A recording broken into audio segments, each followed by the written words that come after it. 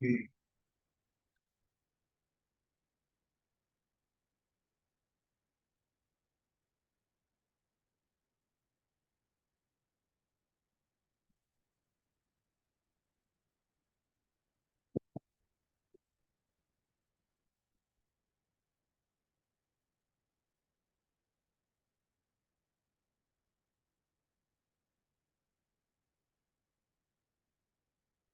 Okay, before I go into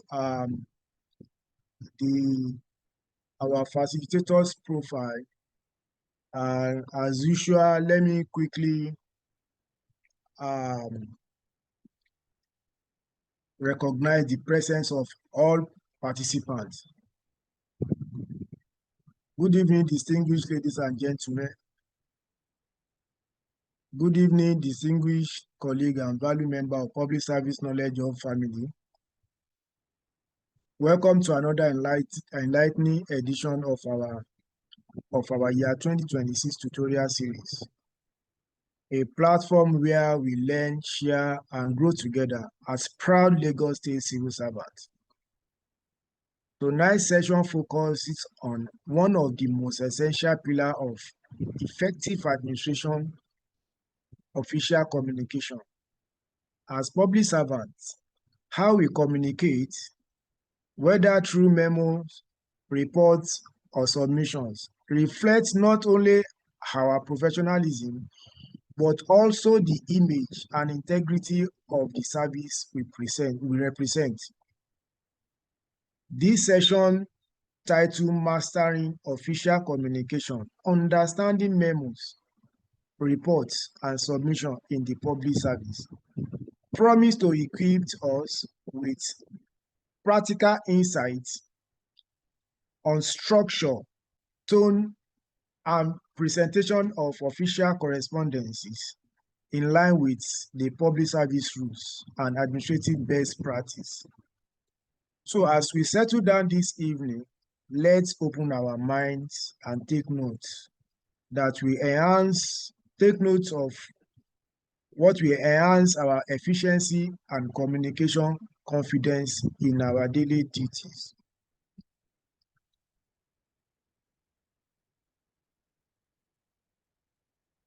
Distinguished ladies and gentlemen,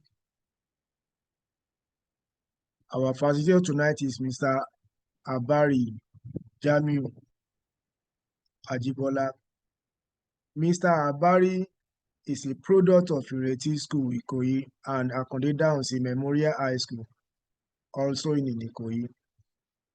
He attended the Lagos State School of Business Study, Ajele, Lagos Island, before proceeding to Ondo State University, Ado Ekiti, now Ekiti State University, where he earned his bachelor's degree in banking and finance.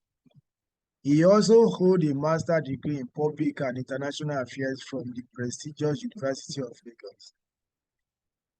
Before joining the Lagos State Civil Service, Mr. Abari worked with arbitrage consulting, a firm specializing in stockbroking research and training. He joined the service in September 1999 as an administrative officer, grade level 8, and has since served diligently across several MDAs of the state government. Within just 8 months of joining the service, his dedication and excellence earned him recognition as the best officer senior category in the Ministry of Finance, a remarkable feat at the time when Mr. Olawale Edun was commissioner and Mr. Yakubu Balogun was the permanent secretary. He later became pioneer head of administration at the Lagos State Microfinance Institution and currently serves as a deputy director in the Service Matter Department, Public Service Office. Mr. Abari is a full member of the Charter Institute of Personnel Management, MCIPM, and the Association of Human Resource Practitioners of Nigeria. He has attended several high-level training and workshops, both locally and internationally, including the Innovation in Public Service course, London, Leadership course at the National Institute of Policy and Strategy Studies, Kuru, Jos, and Effective Coaching Scheme for Leadership for Leaders, Abuja. He also facilitated sessions at the Reverse Structure Training Program, RSTP, for the 2023 and 2024 promotion exercises, and served as rapporteur and secretariat member at the several major state events. Beyond his professional life, Mr. Abari is a sociable, a member of Lagos State Public Service Club, Eco Club, and the Men International. He is a devout Muslim, happily married and blessed with children. Ladies and gentlemen, please, I want you with your emojis to welcome Mr. Fazilo tonight, Mr. Abari Jamiu. We have almost about more than 500 on the call. I'm seeing only 2 people emojis. Should we end today? Should we end the call? It seems you don't want to see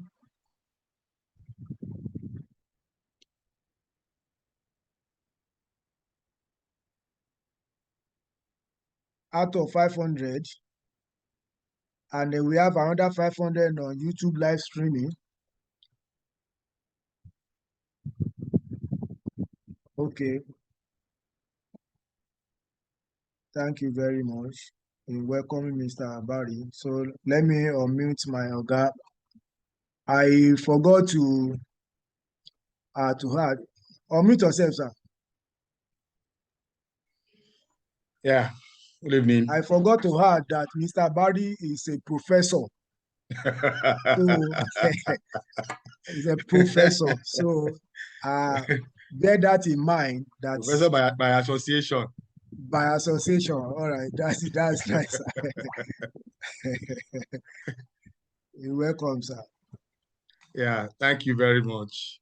Thank you, everybody, on this call tonight. I welcome you all, and I want to believe this evening we'll have a fruitful and a very rewarding discussion. Yeah, I say it's a discussion because most of us will know that official communication is usually an important aspect in the public service. There's no way you want to work as a civil servant that you have never come across what a memo is, or you've not written a memo, you've not written a report, you've not written a submission, particularly at this level that we have. Basically, I want to believe majority of those that are on this call are senior officers and management staff. So basically, memo and report writing and submission writing should not be a new thing to us. So I will only be guiding us in what we might likely areas that we need to actually focus on. Because in writing a memo or in writing a report or a submission, what is important is you need to have a good command and a good control of the English language. Without that, there's nothing I want to tell you here. I'm not an English teacher or an English expert. We all learn it. At a point in time, when I was still very young in service, I read the Brighter Grammar 1, Brighter Grammar 2, and Brighter Grammar 3 in order to improve myself. Because at the time when I came to service, that was the time when Asiwaju Bola Ahmed Tinubu set up a committee to look into the privatization of Lagos State enterprise. So my immediate boss then, who retired as a permanent secretary of the Ministry of Home Affairs, Mrs. Ebun Oladimeji, was the secretary to that committee. While myself and Mrs. Brahman now is in the ministry, is in the office of chief of staff. We served then as the co-secretary. And we did that meeting for almost on a daily basis for 6 months, every day for 6 months. So that was actually a training ground for me. So at the junior level, That is where we need to familiarize ourselves with memo writing, report writing, and submission writing, so that we know the basis. Because like I said, there is nothing I want to teach you here. I am not an English teacher, and nor am I like the host said, professor. I'm not a professor of English. Neither am I an expert in English. We all are learning English language. So the basic thing here is, if you are not good, if you don't have a good command of the English language, you will still have problem. So like I said, what I'm going to try to do is to explain to us what memo is, what report writing is, and submission, and try to explain the futures, the area that we might expect that questions might be asked in the exam. So in the state public service, like I mentioned, memos and reports are a form of documents that we use in generating policies, to make requests, to state to state problem areas where we want our superior officers to have knowledge of. So basically, we'll look at why. Okay, the next slide, Jamie. The next slide, please. So let's look at why. The next slide. This is the introduction. I'm done with the introduction. Let's look at why official communication matters in state public service. No, the one before this. The one before, no, back. Yeah, okay, yes, thank you. So why? There might be more than this, but this is just my own understanding of why written communication in the state public service. I know there are other reasons why they are, but the first one here is it creates a permanent record for decision, for approval, and for accountability. Because once you write that submission, it becomes a document in which decisions are made, in which approval are granted, and somebody is held accountable for the documents that have been produced. It also ensures consistent application of rules. Definitely, we all know that the public service is guided by rule, by extant regulation, by memo, and all of that. We are guided. We are a regimented service. There are always rules that guide every steps of our endeavor in the state public service. So it's memo writing. I mean, writing communication in the state public service ensure oversight and support continuity when staff change. Assuming I am in a ministry now, whatever I might have written, it is documented and it becomes a reference point for any officer that is coming to take over my schedule. It is documented, becomes a reference point that it allows for continuity. There's no need to now say, okay, we are looking for a particular document. We need to go and call Mr. Barry, because it is documented and it is archived and we can have access to it. So basically, these are some of the reasons why official written communication matters in the state public service. Then you want to ask, in all of this, what are the prerequisite skills? What do you need? What skills are you supposed to possess? Soft skill that you need to possess for you to be a good memo writer, a good report writer, and a good submission writer. So basically, we have about 3 areas or 4 areas that we want to cover in this regard. So one, we have conceptualization. The next slide, please. Conceptualization and initiation skill. The concept, what you want to write, you must conceptualize it.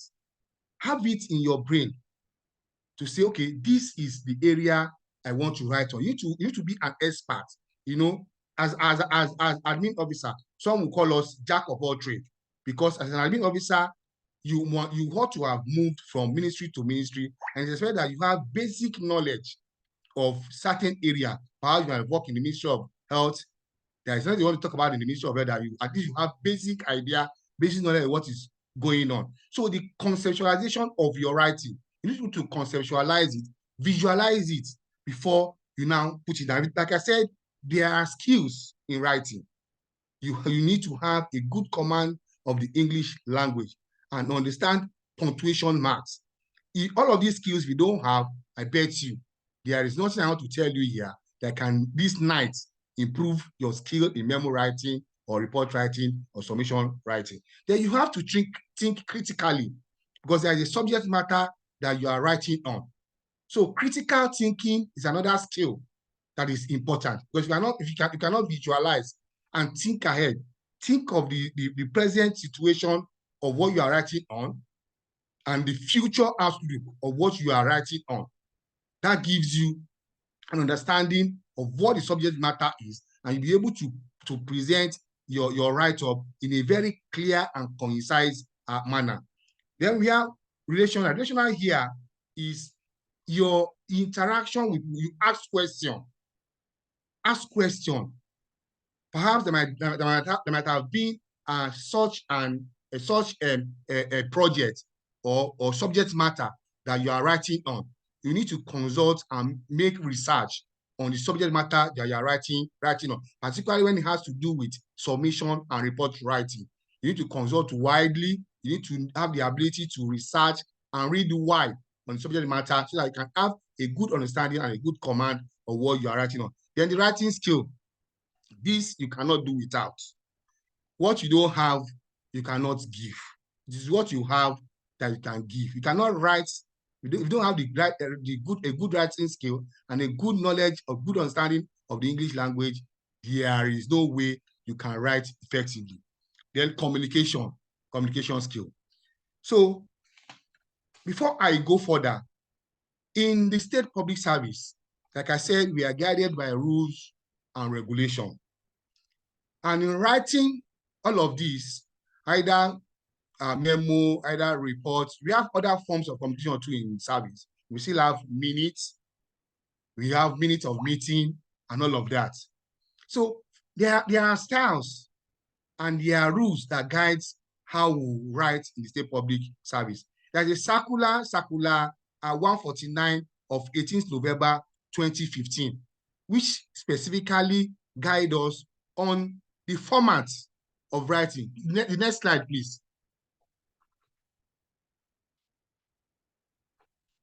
So the next slide actually is the circular that I had mentioned.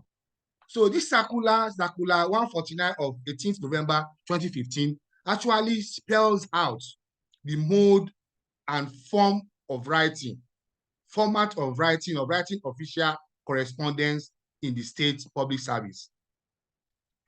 So basically, there are two formats that are recognized in the service. We have the indented and the block format. From this circular, this circular actually recognizes the indented format. So the indented, what is meant by the indented, if you look at your right-hand side, you will see that the sentences start a bit inward.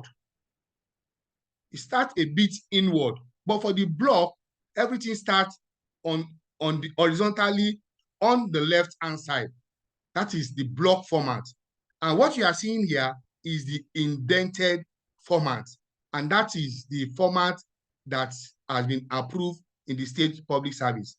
Another important thing that we need to note from this circular is that if you are using the indented format of writing, you are to sign on the bottom right-hand corner.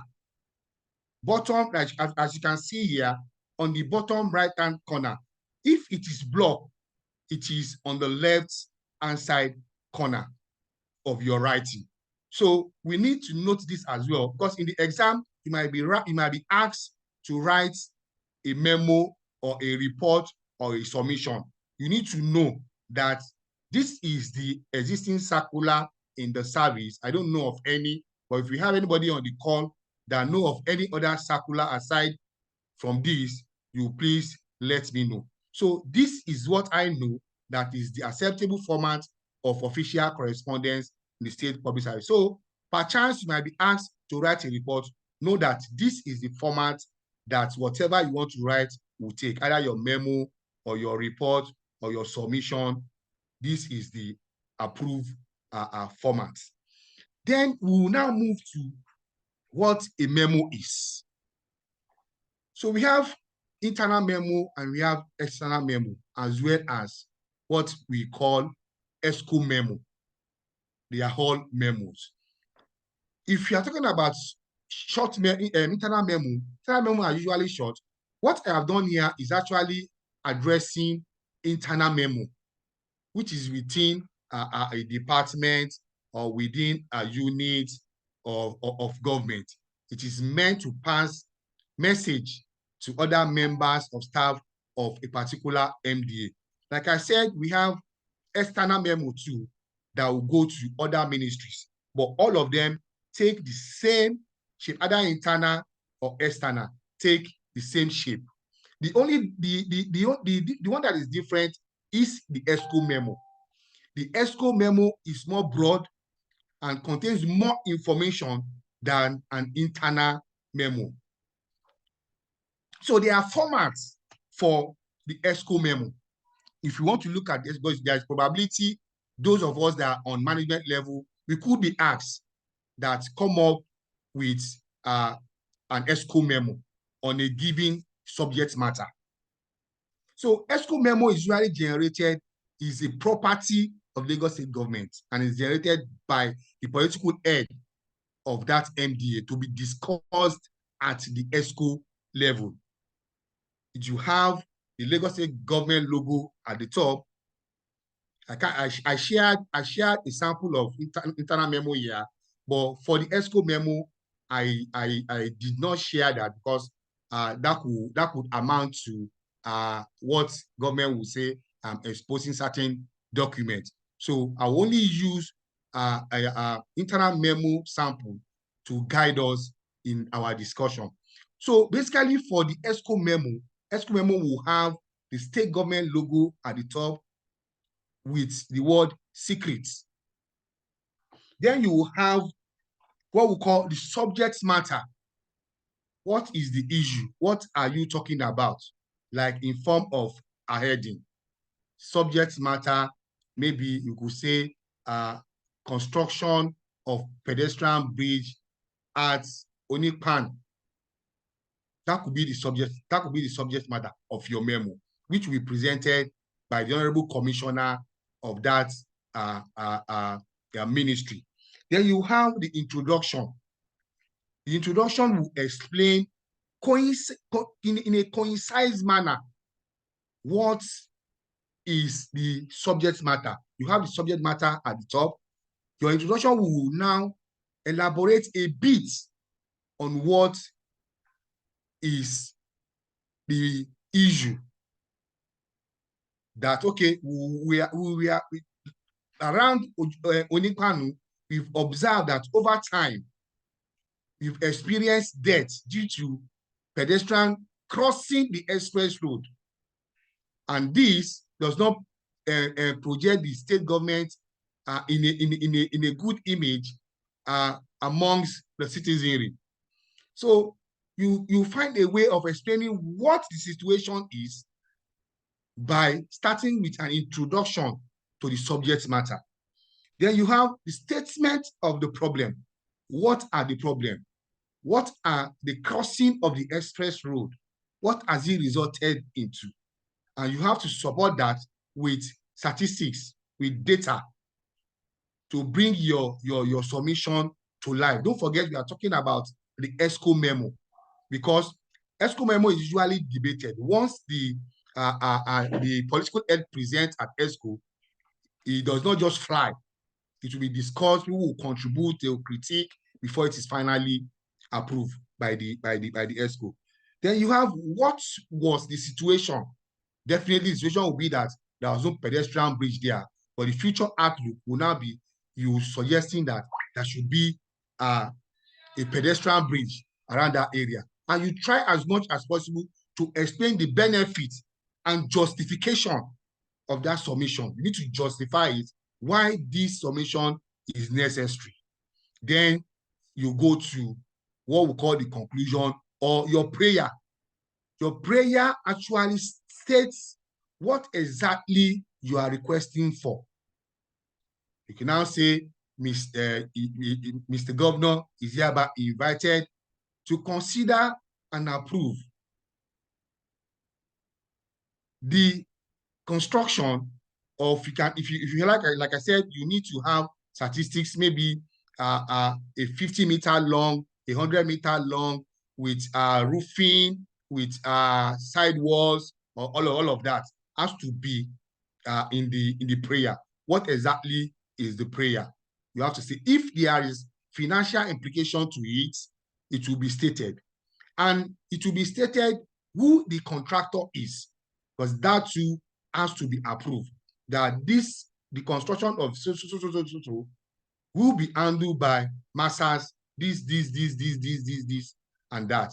And there will be a signature and a date on it. So basically, in summary, that is the outline of an ESCO memo, no more, no less. So what is the purpose of a memo? Like we have, it gives, requests, and seek information, in that you are to give or to request for information on a particular subject, but particularly when you are talking about internal memo. You could say you are writing from a unit of a ministry, a department of a ministry, to another. We will see a sample of the memo in the next slide. So let me just quickly explain this, then I will use a sample of the memo to still explain further. So you can use that in an internal memo to request for information from other units. Okay, we want to know how many number of staffs are in this cadre, how many are in this cadre, how many are in this cadre. Or to request for information, we want to know, we are preparing our leave advice for a particular year. You can write internal memo to other units or other department within the ministry to request for the information of officer on when they want to go on leave and the different dates. So memos too can be is used to make or seek clarification on an issue. If there is an issue within the ministry that you need clarification on, because it is internal, rather than, in service, we are supposed to document. It's not by word of mouth. It is always about documentation and documentation, because you don't base whatever judgment or whatever you are writing on hearsay, or somebody says this is the situation, because the person can deny and say, I didn't say so, I didn't give you this information. But once it is written, it becomes clear and it's objective and it is documented. So as well, it could be used to convey instruction or directive. Maybe you have a directive of your accounting officer on a particular subject. You can use that to seek instruction and to give directive that the superior officer has given to you, to other members of staff of a department or of a unit. Then we say to transmit documents. Perhaps there's your report, or there is a document that you need to transmit to other department, rather than taking it by hand to such unit or to such department. Internal memo can be used to transmit such documents, like we normally write in service, directed to forward so, and it becomes a document. It is acknowledged and it is archived. Then we have request for approval in normal everyday writing. Perhaps maybe we want to train our staffs and we need to get the buy-in or get the approval, the initial approval of the permanent secretary or the accounting officer to say so category of officers has been identified to need training in a particular area, and thereby you are seeking the approval that this officer should be allowed to go for such training in order to broaden their knowledge on a particular subject matter. So in a nutshell, the purpose of a memo, either internal memo or external memo, or even the ESCO memo, is to give and request for information, make or seek clarification on an issue, to convey instruction or directive, to transmit documents or report, as well as to request for approval for routine matters.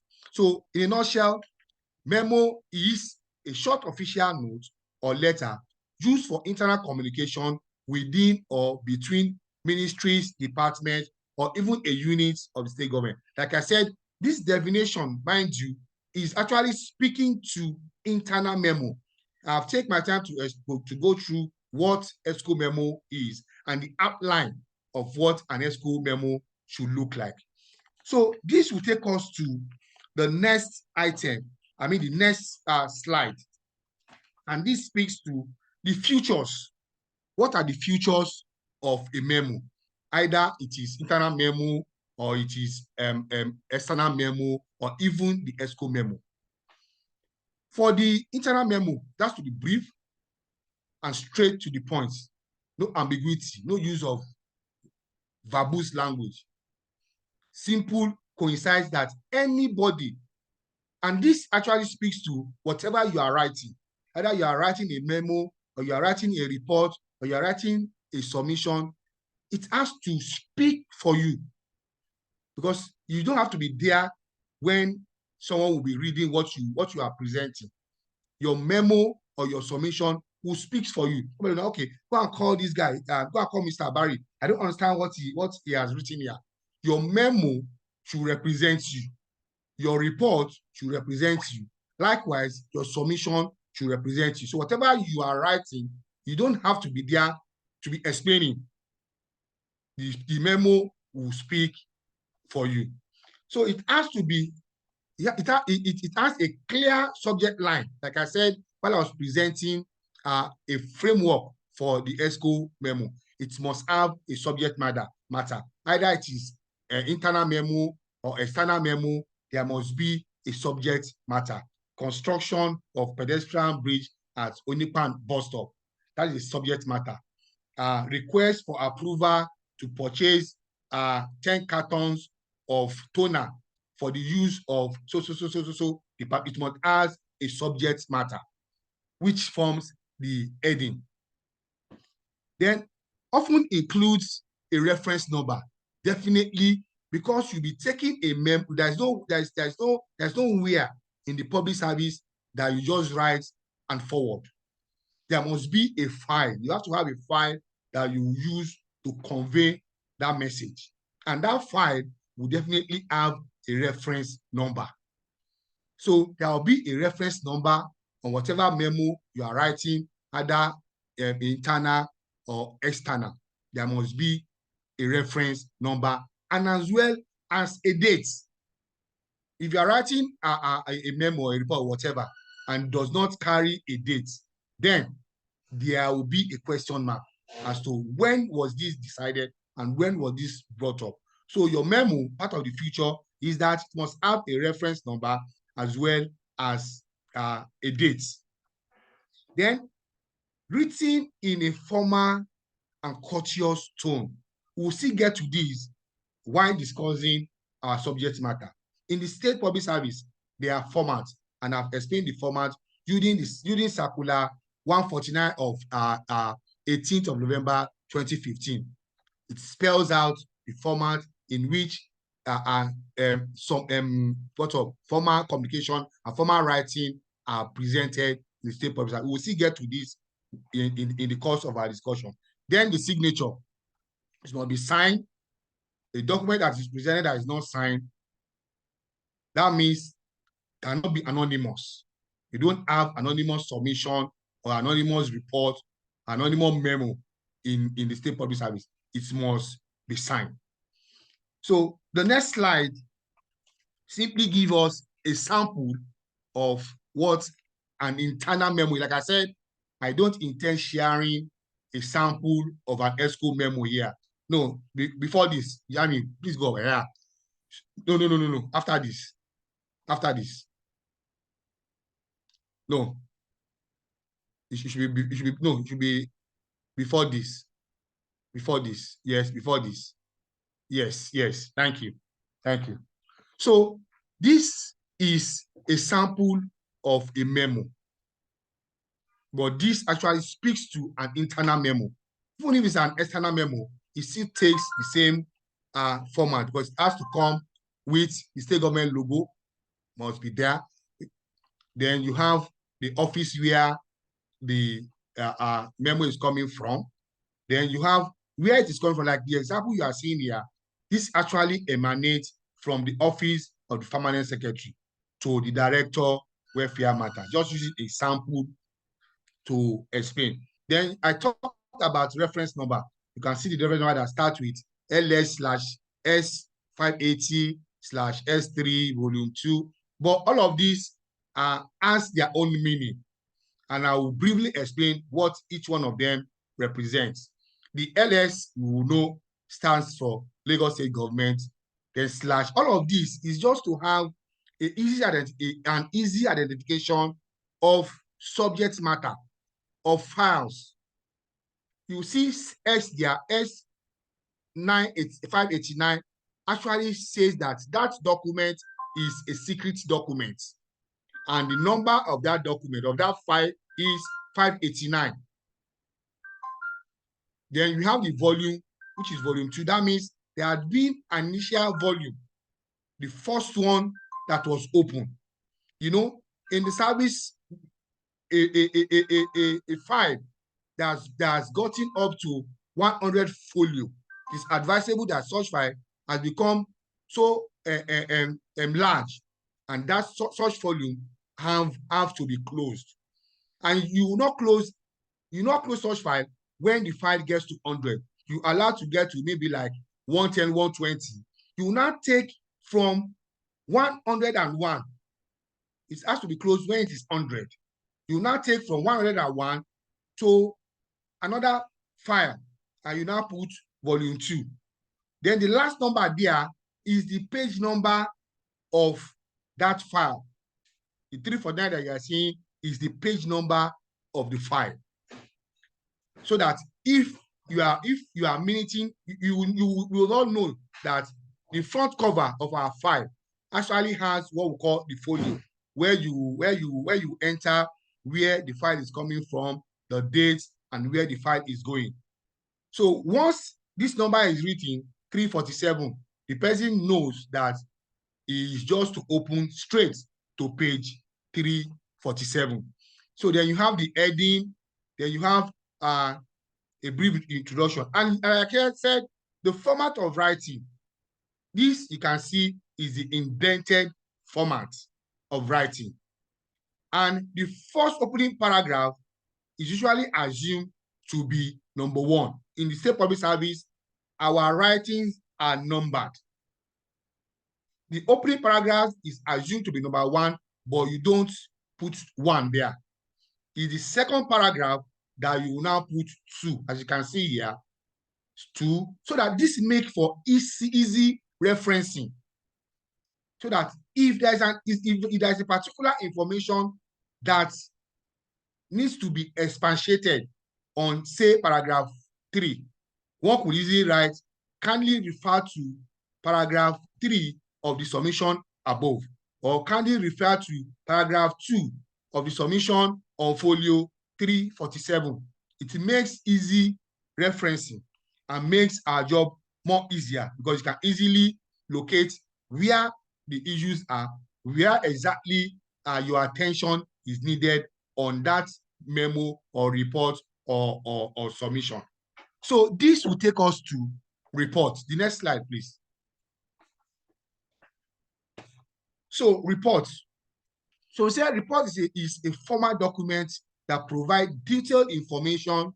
Could be a finding, it could be a recommendation on a particular issue or activity or event. A report are often prepared after an assignment or investigation meeting or a project. You are writing a report on a particular subject matter. Maybe there is an incident that happened, and the incident has been investigated, and you need to write a report, or you are sent on an assignment. It could even be a training, and you'll be expected to write a report on that assignment that you've attended, attended. It could be an investigative report. It could be a report on a meeting that you attended on behalf of your accounting officer, or on a project or an assignment that you have handled.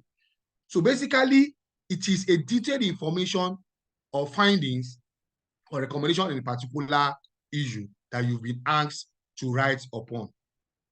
Then types of reports, where we have routine, that could be more. Like I said, we have routine report, which is a periodic, could be a weekly report, a daily report, or a monthly report on a particular subject matter, maybe a departmental issue or a departmental activity that you need to write routinely on. It's a periodic report that you have to, it is a continuous thing. It's something that you do regularly. A daily report, a weekly report, or a monthly report, quarterly report, or an annual report. Then we have the special reports. These are written on special issues or events that occur outside regular routine, such as report on as the staff bus and train incident that occurred sometime in 2023, specifically on the 9th of March 2023. That because that is an incident, it is a special report. It's not a regular occurrence. It was brought up because there was an incident and you need and their information needed on that particular incident. So that is where you have a special report. It could even be a report on the like I mentioned here. We've just concluded the 2025 public service week.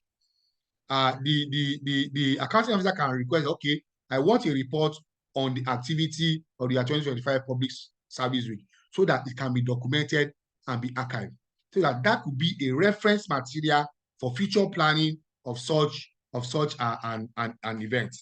Then we have the purpose of a report. Next slide, please.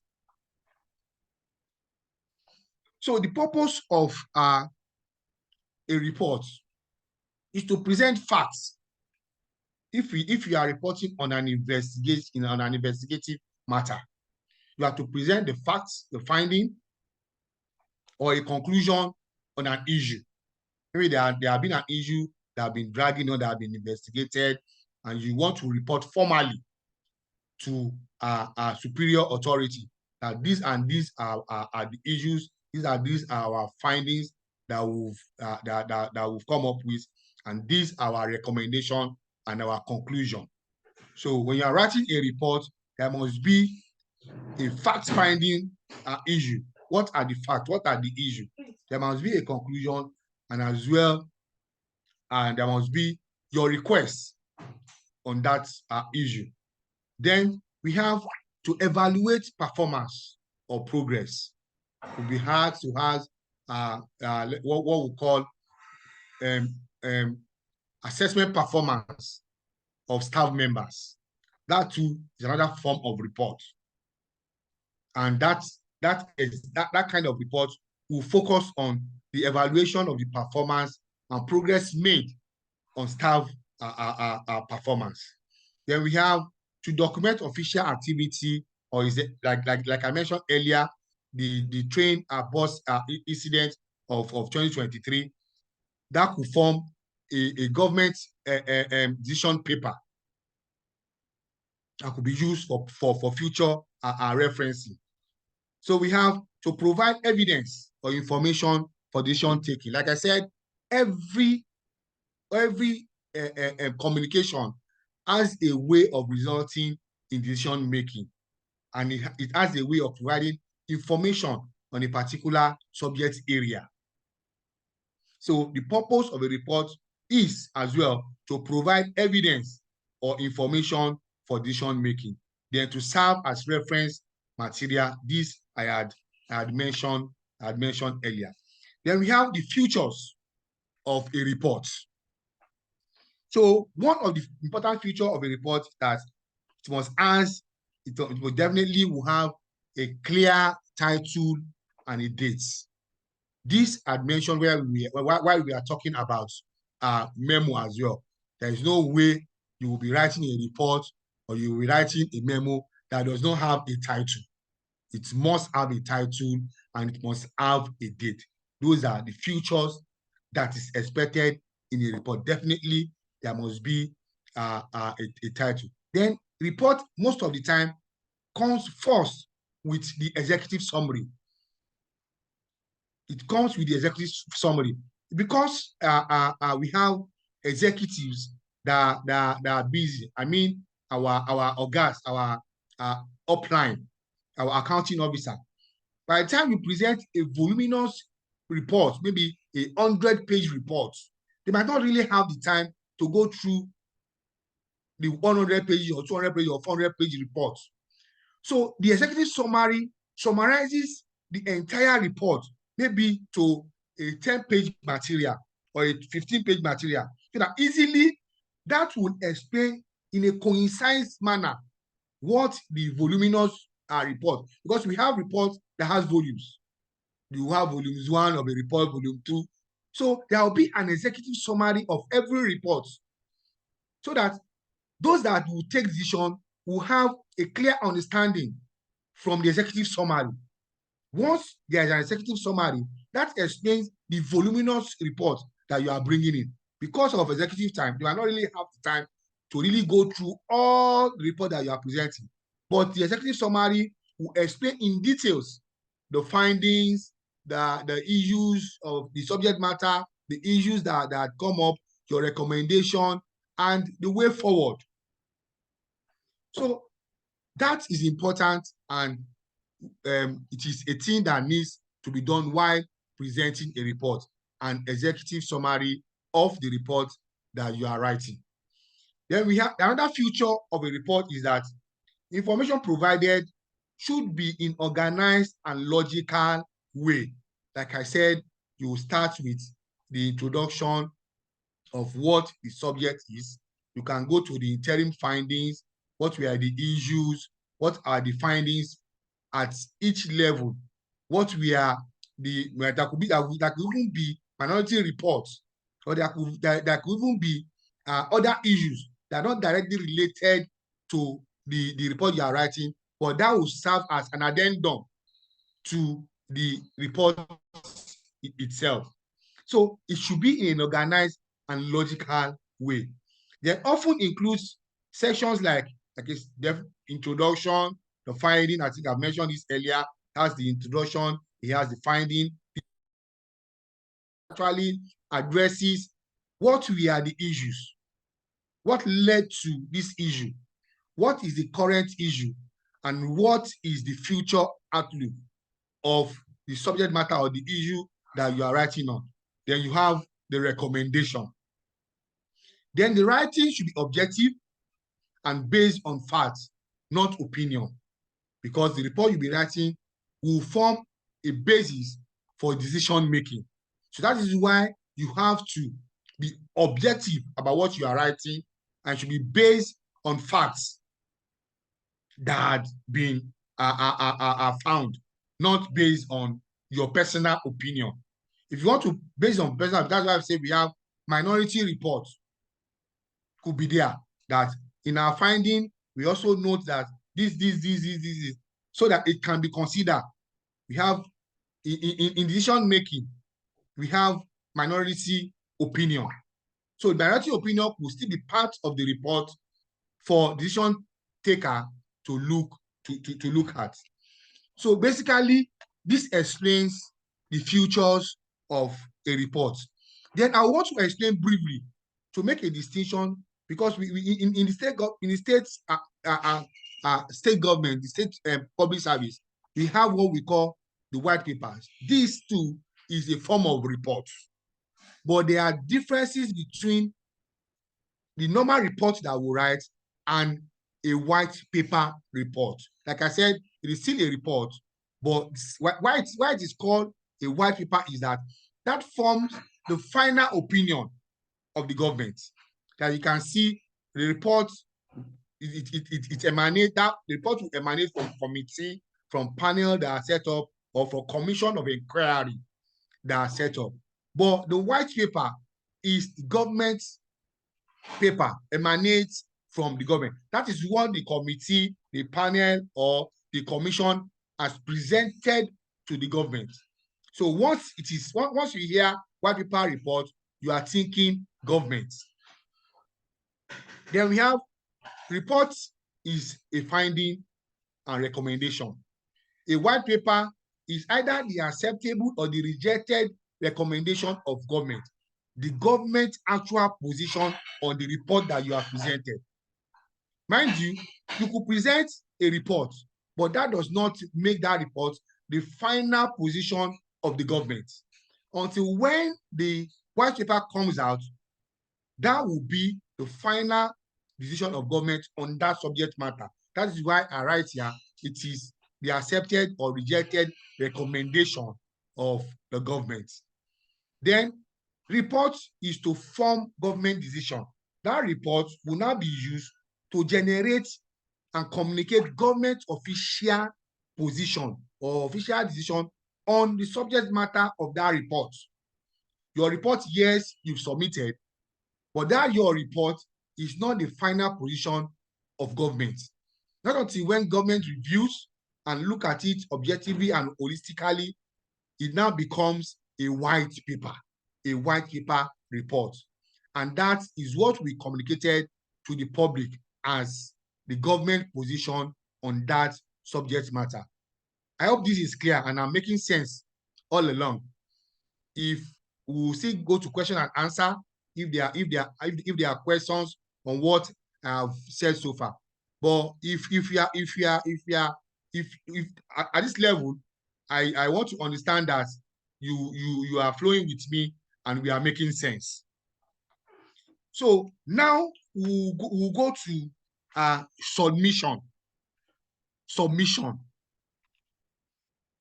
So submission in a simple sentence or in a mild way, I would say is a formal document used to seek policy decision, seek financial approval or executive action from higher authorities such as the permanent secretary, the head of service, or Mr. Governor.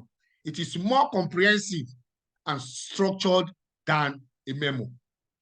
You know, like I said, we said a memo, looking at, don't mind me, looking at internal memo now, must be short and concise and straight to the point because you are only passing a message. But a submission is more of a comprehensive write-up. It's more of a comprehensive write-up. It's not structured in nature. So we have submission on various subject matter. It could be on training. It could be on promotion. It could be on the procurement of certain items. Submission varies, depends on the subject matter. And that is what we do.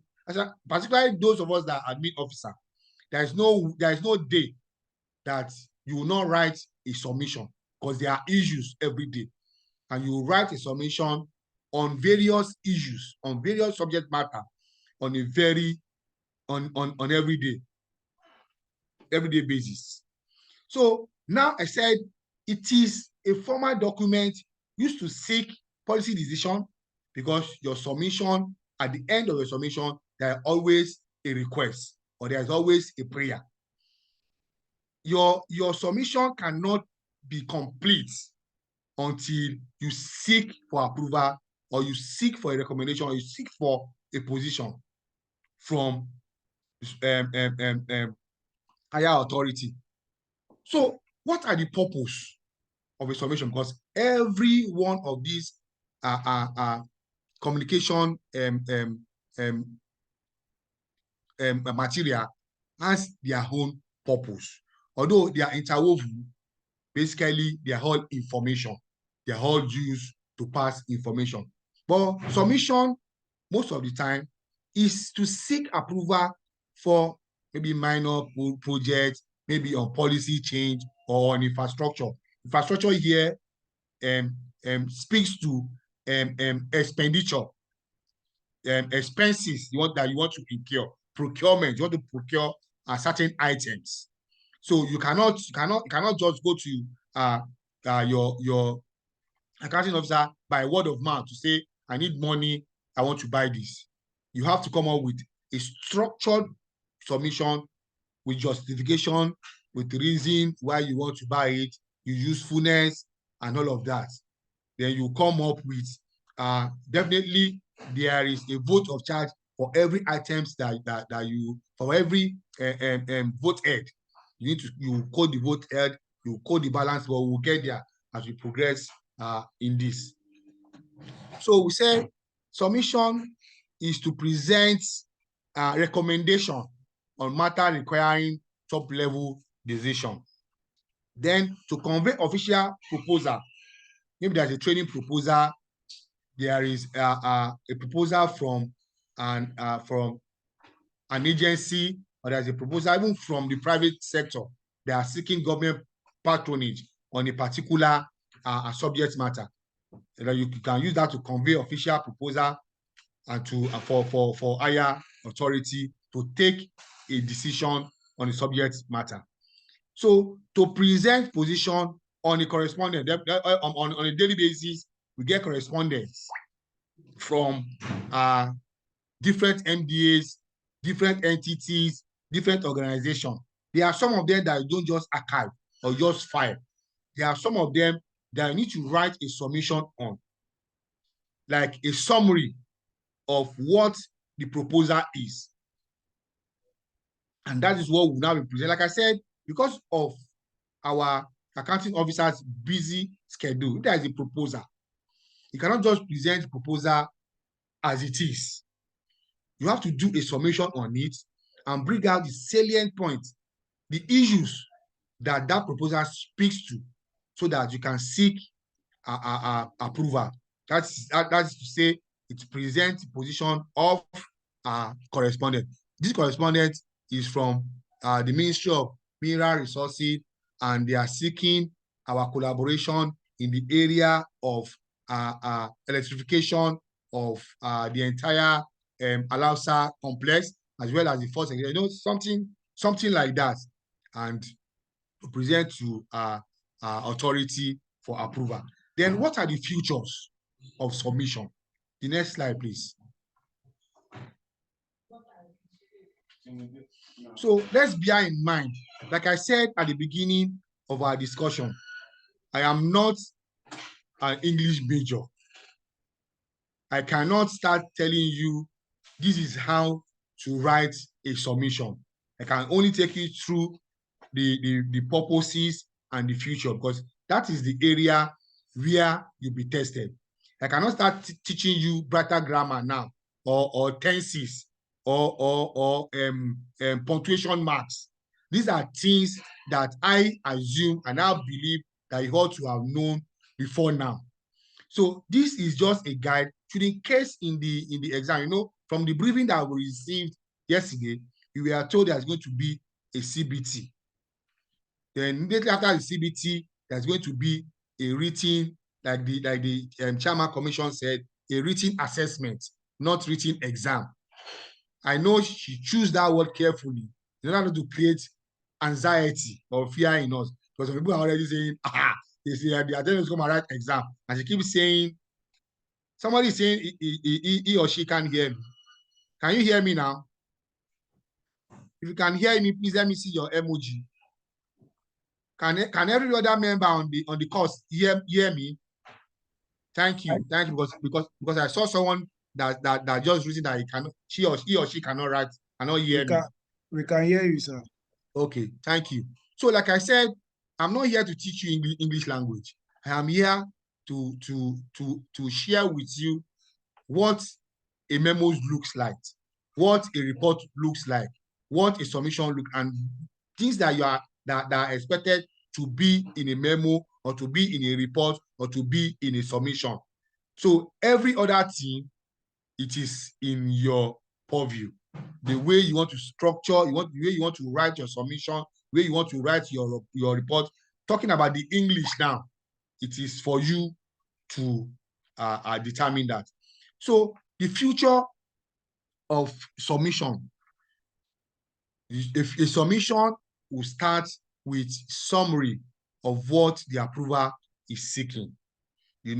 Like we said, don't forget, we have said the style is the indented format, and I've shared the circular with you that explains this. It is the indented format, and I want to believe by now we all understand what I mean by indented.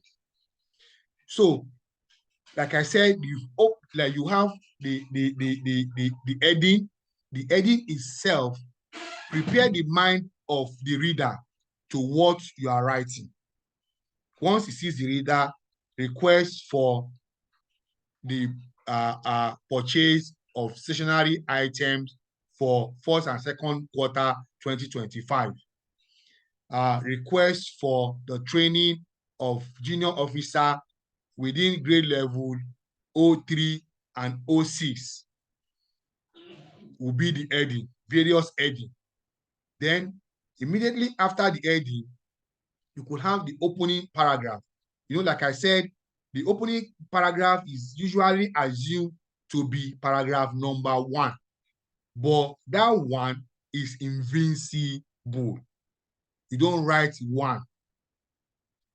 You don't write 1, but the opening paragraph is assumed to be paragraph number 1. Then you now start with 2. Paragraph 2. Your paragraph 2 now will now provide a background of the subject matter for discussion. What has been? You want to train officers. The background will be that these officers have been in this ministry for 3 years, 4 years, and they've not gone through training on ethics. They've not gone through training on work evaluation and all of that. You give a background to the subject matter. This has been happening. This is the issue. These are the problems that we're facing. That will form your paragraph number 2. Then your paragraph number 3 will now be the justification for the request. Why are you seeking to train junior officer on grade level 3 to grade level 6? What will be the benefit to them and to the organization? You justify the reason why you want that to be done. Then you can take us a bit further by telling us the benefits. What impact will that have on the officer as well as the organization and even co-worker of the officer that you are sending on training? Because it could be a train-the-trainer seminar or training, so that when they come back, they too will now teach those that did not really actually attend the training, and everybody will benefit in the long run. Because once they understand what they've gone to do and they come back to cascade what they have learned, it becomes a win-win for everybody. So your next paragraph will now be the justification. Why this? Why that? This, if it is done, it will lead to this. This, if it is not done, it will lead to this. That is what you'll be talking of under justification. Then explain the implication. 1, if it is of financial nature, or if it is of legal nature, or if it's of administrative nature. You cannot just present a submission to the government and say, come and spend money. And the accounting officer will just append the signature. You have to justify. You have to let us know what is the financial implication. What are the legal issues on this matter that you are presenting? If you need to seek the input of the Ministry of Justice on the subject matter, you need to consult with the Ministry of Justice so that they can give you the legal angle of this issue. Because like while I was still a younger officer in service, let me quickly share this experience so that this will explain, this will make you understand what I'm trying to explain.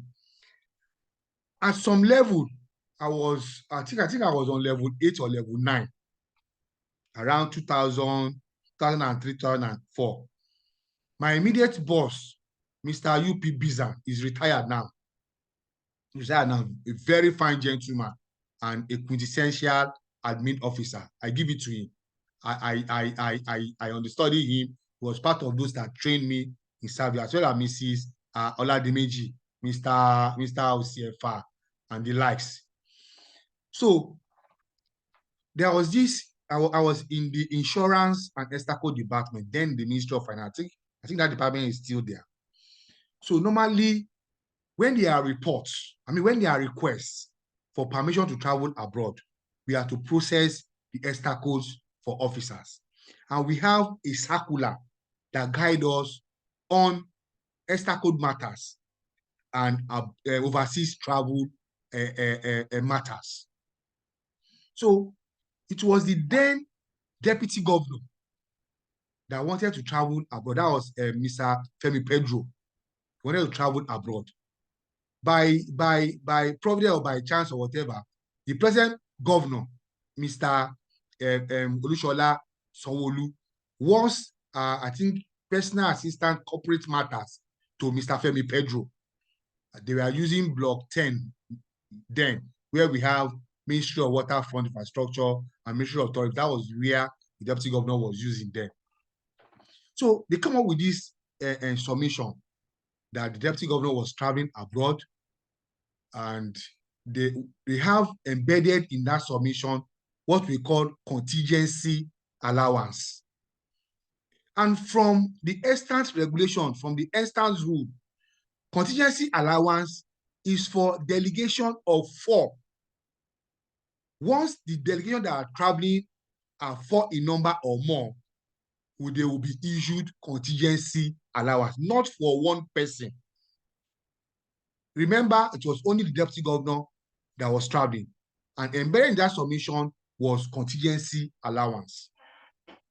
So when I saw it, I raised the flag that this is not supposed to be part of what the deputy governor ought to enjoy.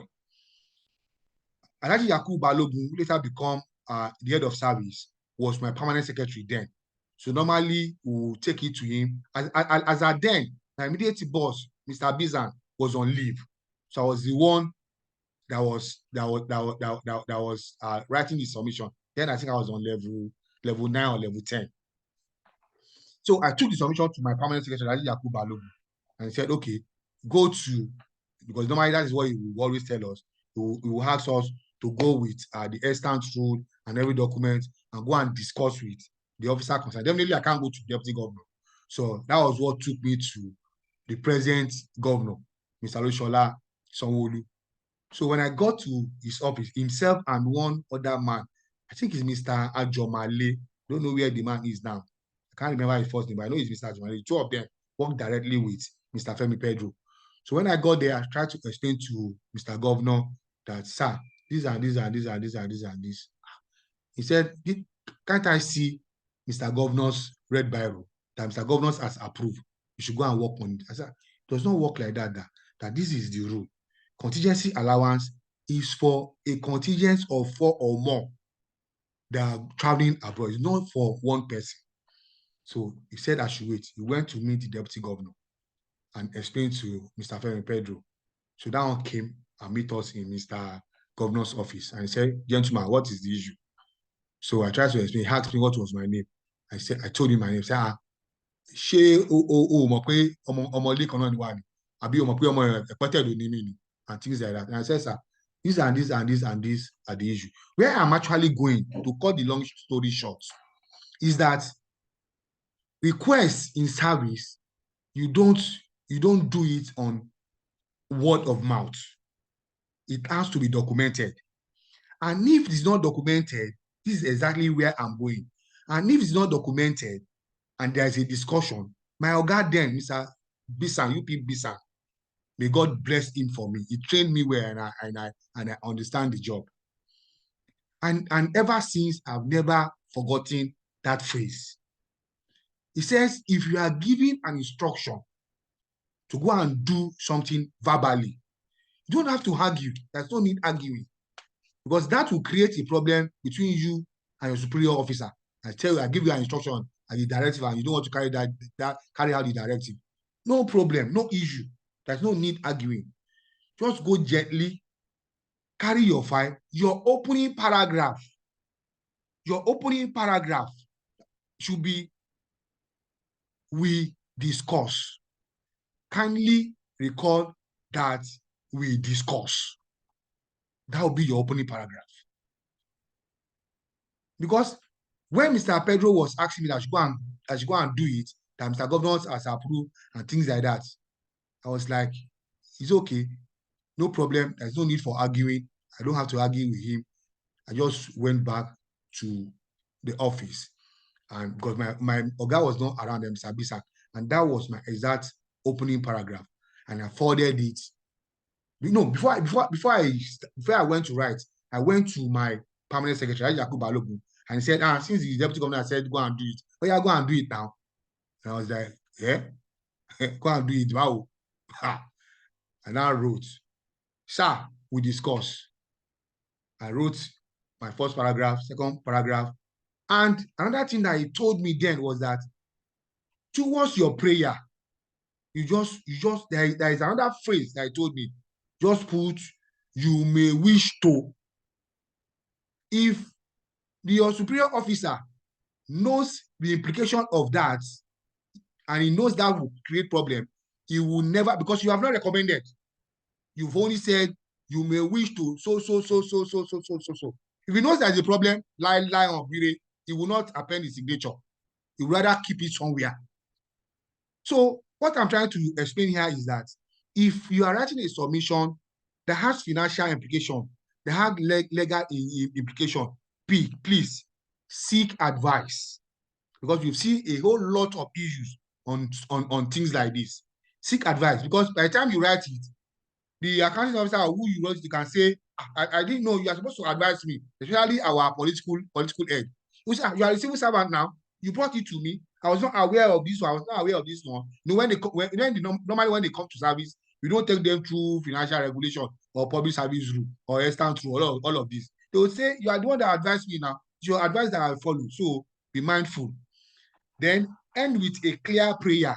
There must be a prayer, like for memo, like for reports, there must be a prayer, your recommendation, this and this. And if it's a submission that has financial implication, note that you will need to quote the VOC, that is the vote of charge, the vote into which the money to be expended will be taken from, and as well as the balance as at the date you are writing that submission. You will say, kindly approve that the sum of so be approved for the procurement of so. You now say the fund will be sourced from VOC. You put, all those slash from that Ministry of Budget normally give us. 000/41272/7777/0000, all those ones. Then you put the balance with a vote book balance of 7,500,000. But if it's at the beginning of the year and no money will be expended in that vote, you only say with an unspent vote book provision of so. So in summary, this explains the future of a submission. So the next slide, please, let's quickly move, because the time is well spent, almost 8:30. So this is an example of a submission. Like you see, this one is coming from an officer to the permanent secretary. There are styles before now that, as a junior officer, you might not write directly to your peers. That could be an officer, maybe a chief admin or a chief engineer or a chief procurement officer or a chief information, whatever. It will be outlined from the PS. The PS will be at the top. The next in line will be below. Next line will be below. That's the style as well. They will only endorse across their designation. But what we do in the public service office, you write the position, your own position, the way it is a position. You are right. If I am writing to my director, where you have PS, you have director. Then underneath, after the reference number that you can see on the right-hand side, my director will write his own position. So instead of having PS at the top now, you have PS at the bottom after the reference number on the left-hand side. Then he puts his own position. If the PS is writing his own position to the accounting officer, to the political head, she too, after the reference number of the of his own, she now address her own submission to the accounting officer, and everybody signs. So everybody will write their own position. Not that you just sign, because that's the style some people use. You just list the officers that the memo will pass through, and they will just append their signature across their designation. But to be more explicit, every officer writes his own position, and everybody sign with the title and the date. So this is a sample of a submission with the person the submission is going through. You have the heading, you have the opening. Remember again, you will not see number 1 here, but this opening of one that says, can you recall, that is the introduction. You see, can you recall the gracious approval of Mr. Governor to celebrate the year 2024 Public Service Week, which is an annual event in tandem with the 1994 Tangian Declaration, the United Nations General Assembly Resolution of 20th December 2002. That has given an introduction. Then you can now see the second line is talking about in specific times what we want to do, what the activity is all about. Same for the third paragraph, and justification. You will see paragraph 3 is now talking about justification.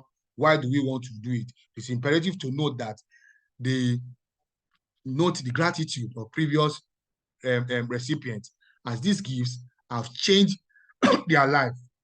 Also noteworthy is the expectation this has created among public servants and hopeful recipients. Last year's event still lingers in the memory of various recipients who are highly appreciative of Mr. Governor's humanitarian disposition. Then your prayer. Your prayer, you will see in paragraph 6. Paragraph 4 still is part of justification. Paragraph 5 actually explain explicitly what the request is. For going consider, it is hereby recommended that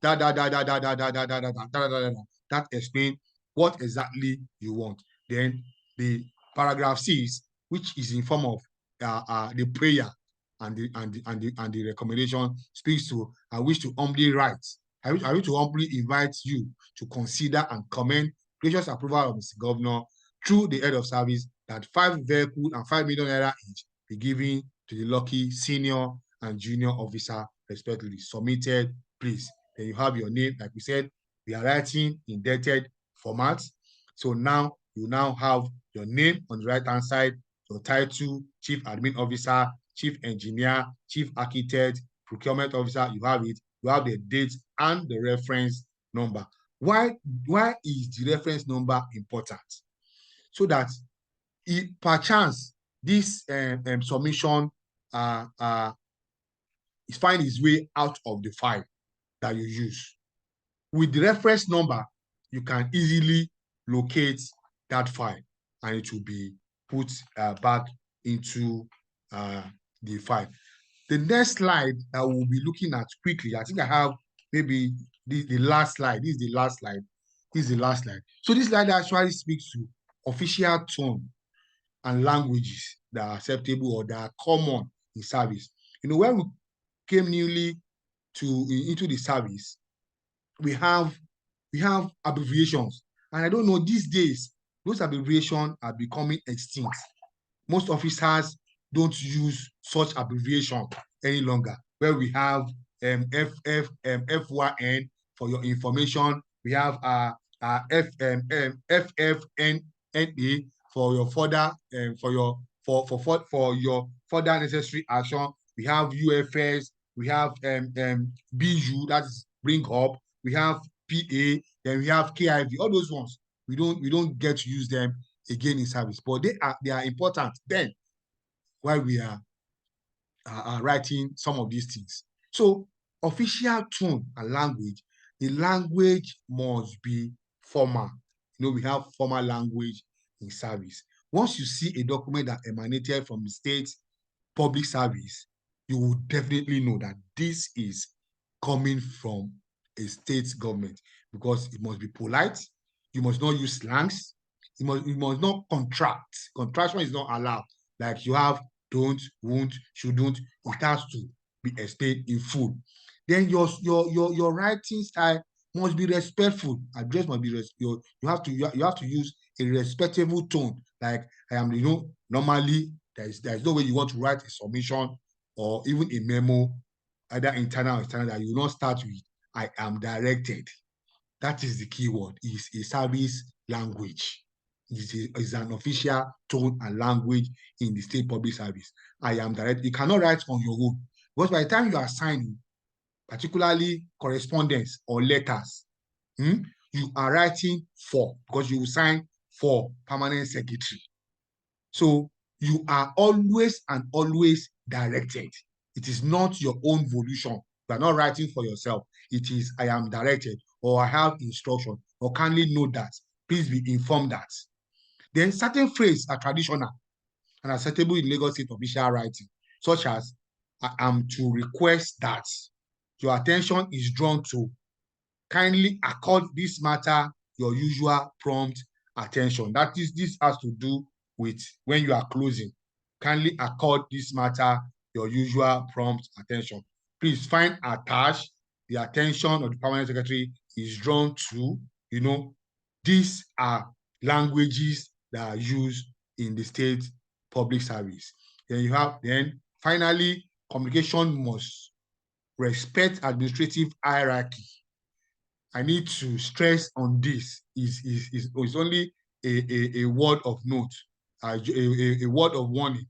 There is no officer, except for the accounting officer, that should write directly to the head of. I'm saying this because I am in the office of the head of service, public service office. It is only the accounting officer, assuming you are asked in the exam, or sorry, don't let me use exam, in the assessment, that writes a submission to the head of service. You cannot write submission or anything to the head of service as a junior. It has to be your permanent secretary that will write a letter to the head of service. I've seen the head of service giving some officers query for writing directly to him. So there is hierarchy, there's administrative hierarchy in the state public service. Junior officer write through their superior. That is why you always open your writing, your submission with I have directive, or I have instruction, or I am directed to. It is always a directive. So direct communication with higher officers is discouraged unless officially approved. This will be my parting shot for all of us that will be sitting for the promotion exercise. I wish you success, and I wish that every one of us would easily move to the next grade level by the special grace of God Almighty. Thank you very much. I appreciate you all. Thank you.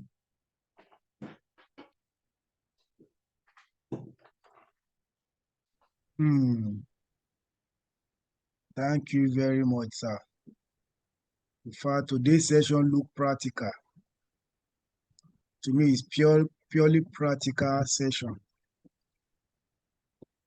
And I think I should be seeing your emojis to appreciate our facilitators.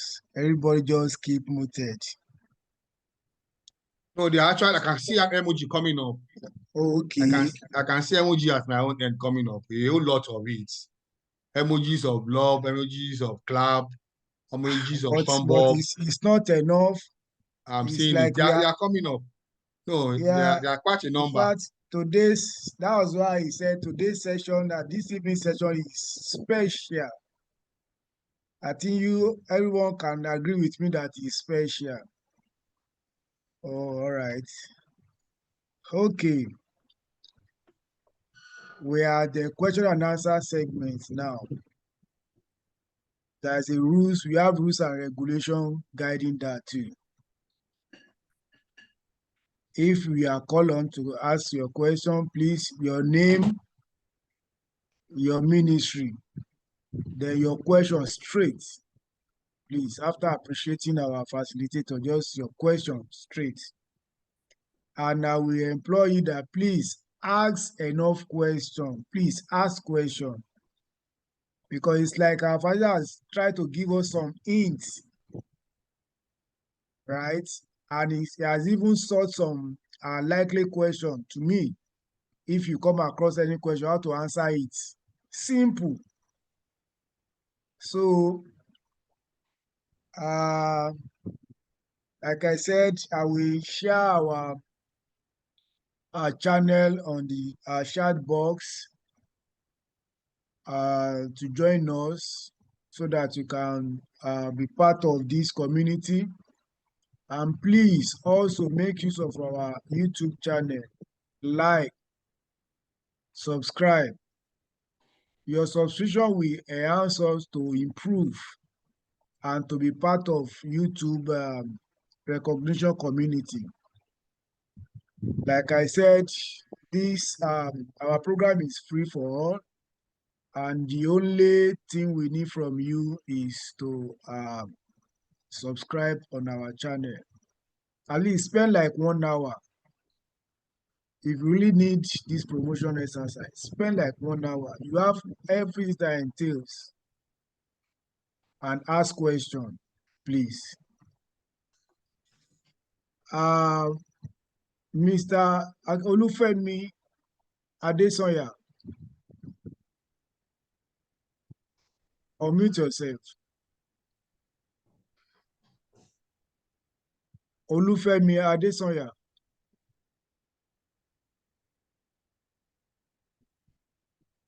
Unmute yourself. You have the floor. Okay, sir. Okay, sir. Good evening, sir. Your name and your ministry. Okay, sir. My name is Olufemi Adesanya from Office of Works. I just want to use this medium to appreciate the speaker. My question is this: in respect of the report writing, at what stage is the executive summary will come in? Is it at the beginning or at the end, at the tail end of a report? Thank you, sir. Yeah, thank you, Mr. Adesanya. It is at the beginning. You first go with the executive summary before the final report, so that the decision taker have enough information as to what the report that will be coming in will be presenting. So the executive summary comes first before the final report. So you will have the report is ready, but what you will present is a summary, an executive summary of what the finding has been before the final report is now presented. Thank you. All right. Omolola Kafayat, unmute yourself. You have the floor. Good evening, sir. Good evening. Your name and your ministry. Yes, sir. Okay, sorry, please. My name. I would want to appreciate our speaker for a job well done. I truly appreciated this section. I have 4 questions to ask. Sorry, your First name of and all, your I want ministry. to ask, what Hello? is there a difference between submission and approval? Hello, Omolola, your ministry. My name is. Hello, sir. Yeah, Hello, I can sir. hear you. I can hear you. Go ahead. I can hear you. Office Okay. of Internal Audit. Okay. I said I have 4 questions. Go Okay. The ahead. first one is there a difference between submission and approval? Okay. Secondly, when is minuting sheet being used? Because okay. I want a clarification on that. When exactly do we use minuting sheets? Thirdly, I would want you to throw more light on white paper. Then finally, I would like a clarification if block style is no longer in use in civil service. Thank you, sir. Okay. Thank you, Mrs. Omolola. So there is a distinct difference between a submission and an approval. A submission will lead to approval. This is when you've written your submission that it will be approved. So submission is different. Submission is presenting your position, is presenting your request for approval. So the submission leads to approval. Then meeting sheets. Meeting sheets are usually, most of the time are used for basically when you want to write a submission that will lead to approval. Some ministry do use white paper, but what we are taught as admin officer is anything that is going for approval. Once you are writing and you want to take that submission for an approval, you use a minuting sheet to get approval. But these days, you see ordinary A4 paper being used to seek approval. Then for white paper, like I said, white paper itself is a report, but it is the government decision. If you write, let's say, for example, let's say government set up a committee. Let's say a committee on, what do I use now? On the recent doctor strike, to look into the remote cause of the why they are going on strike, issues to be addressed and things like that.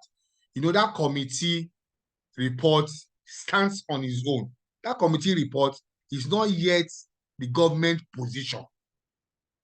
It is the committee position. The report that report will now lead to another report. And that report is what we call the white paper. That is the government position on that report submitted by the committee. I hope that is clear. It is the position of government on the report that committee did that was submitted to government.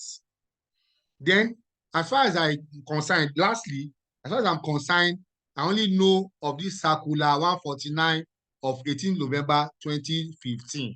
I don't know of any circular that speaks to block letter. But if there's anybody on this call that has a divergent opinion, I'm open to it. But what I know is this circular 149 of 18 November 2015 that talks about indented form of writing.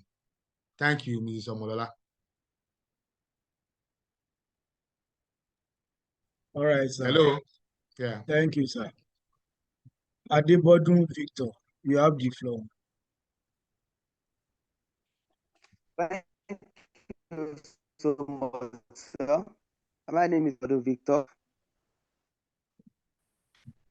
We can't hear you. It's not clear. Deputy Director, Ministry of Education.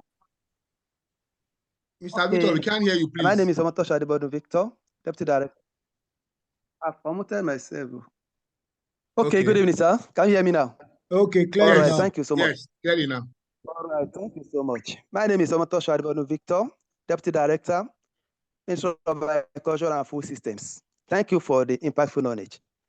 My question is this. Please, I want to make a clarification between the internal and external memo.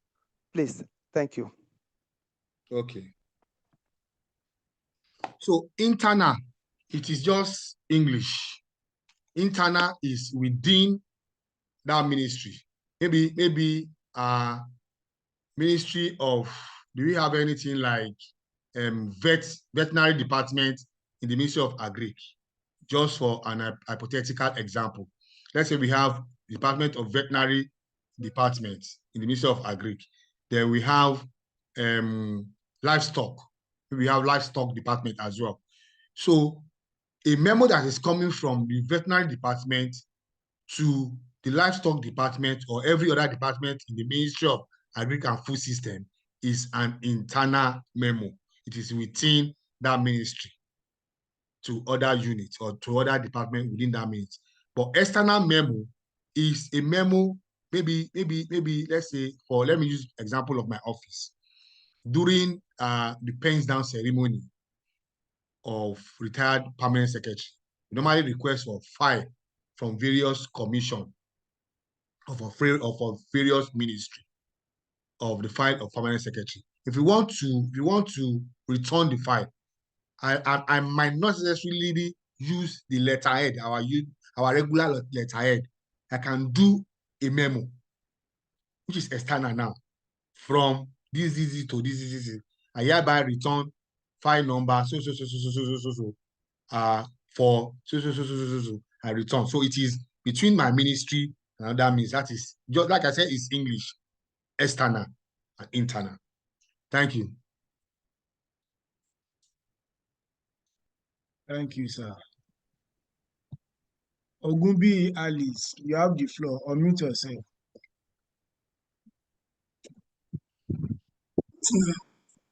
Good evening, sir. Your name and ministry. Good evening. Good evening, sir. My name is Ogumbi Alisa Denike, Deputy Director for Ministry of Agriculture and Food System. Sir, I want to appreciate the facilitator for this evening's program. I really thank you, sir. But my question is this. You said that we cannot write directly to the HOS, that in the Civil Service Commission, we have single line of command. It's only the PS that can write to the HOS. So I want to ask, I want to create a scenario. Let's assume that in this routine assessment we want to do, we are given a question to write to the HOS. Sir, what do we do in that situation? Thank you, sir. So because I have seen the head of service give query to officers that write directly to him, that is why I'm measuring that. So in the exam, if you are told to write to the head of service, is an exam. If you are told to write to the head of service, definitely you have to sign it, because it might be a test for you to see, just to because what he'll be asking you, like I said, I'm not here to teach English. It's just the structure and the features that they'll ask. Definitely there must be a signature. Then you have to put your own signature. But if you are writing formally to the head of service, it is not acceptable. Acceptable. Yes. So, sir, in the exam, assuming that thing comes up, we don't write at all, we don't attempt it. No, you can write it now. Like I said, it is exam purpose. It's exam purpose. Yes, exam purpose. I know, but practically, it's not right. Practically, no. Practically, it's wrong. no. Yes. Yes, I know. That's why I said creating a scenario. Thank you, sir. Yes.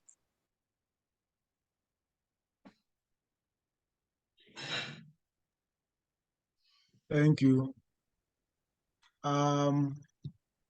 Akinyemi Olusegun, you have the floor. Akinyemi, unmute yourself. Yeah, good evening, sir. Good evening. Good evening. Your name and your ministry. Good evening. Good evening. Okay. Yeah, my name is Akinyemi Olusegun, Deputy Director, Ministry of Agri and Food Systems. Why do you have Firstly, I want to people here? because Agri people have taken over. So well, you must give okay. me agri Firstly, I land. want to really yes, no problem, sir. I want to really appreciate the facilitator tonight.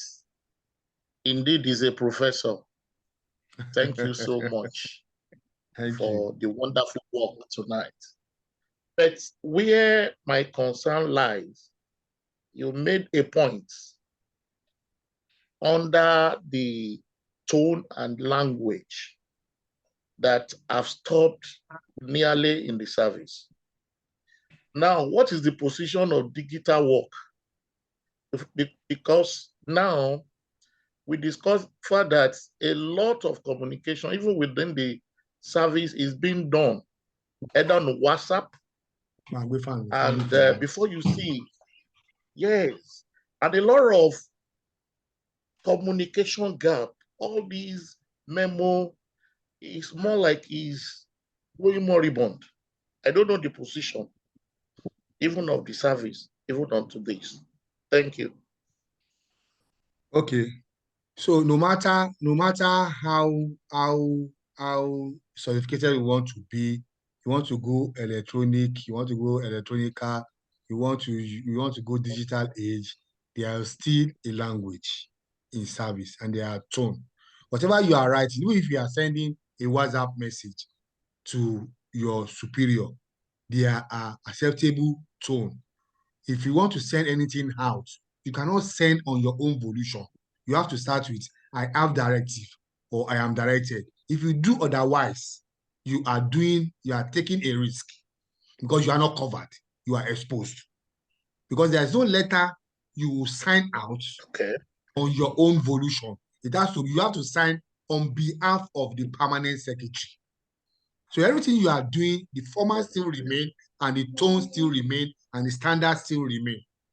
We are trying to digitalize submission writing and memo writing in the public service office.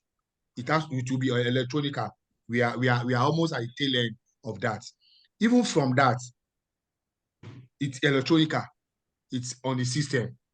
I have my own page on the system. Once I see a submission that my downline writes to me, there is a Dropbox that I will click on, that I'll write my own submission on, and I'll still have to submit and use the acceptable service language and send to my superior. So if I still have to write electronically, even if I'm writing email on behalf of my office, I cannot just put my name direct. It must reflect that I'm writing on the delegated responsibility of a superior officer. Sure, you understand? Okay. Yeah. Okay. Thank you, sir. All right. Thank you.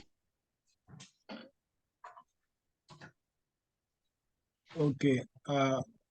Ogunlana Nimota, you have the floor. Good evening, everybody.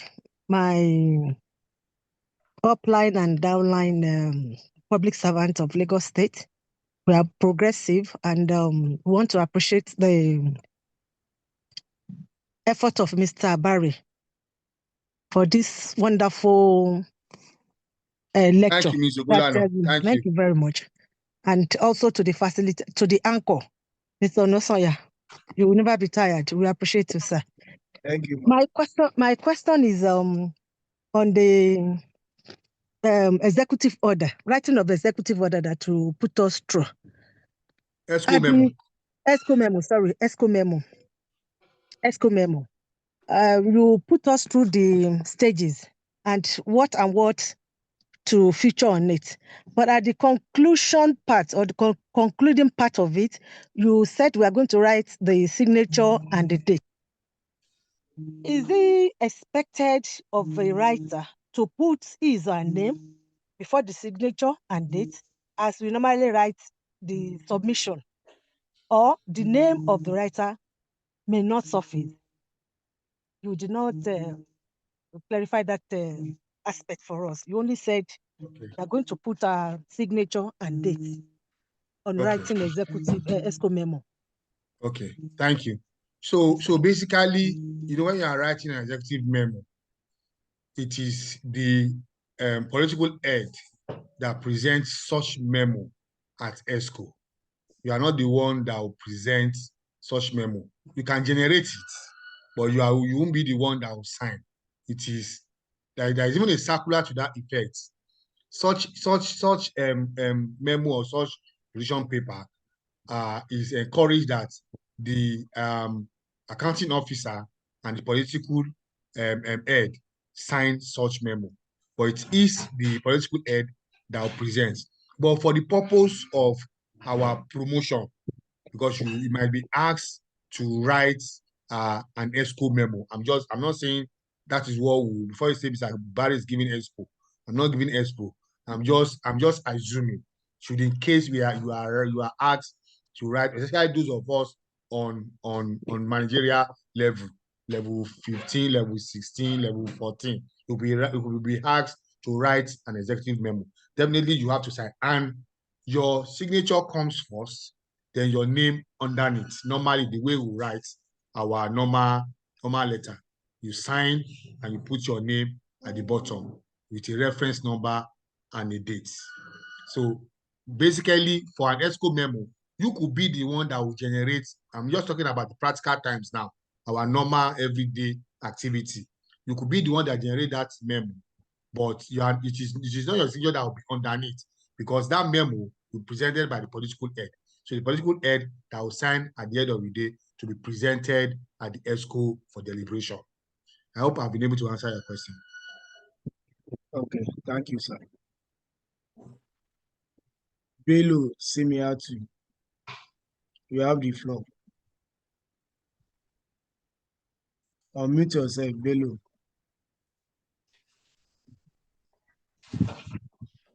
Bello, unmute yourself. Are you still with us? Okay. Good evening, Adenike. sir. Okay. Good Good evening. evening, sir. This is Bello Simiatu Bolanle from Education Okay. District 2. Okay. Good evening, ma. Yes, sir. Good evening, sir. Thanks so Good much, evening, sir. Ms. Bello. About Thank you. Good evening. Thank you. Yes, sir. Please, sir, I want a clarification between memo and a letter. I was a banker before I joined this profession. Then what we tend to be memo is a query that time. You'll be given memo. You have been given memo. Or they give you memo. Is it an erroneous idea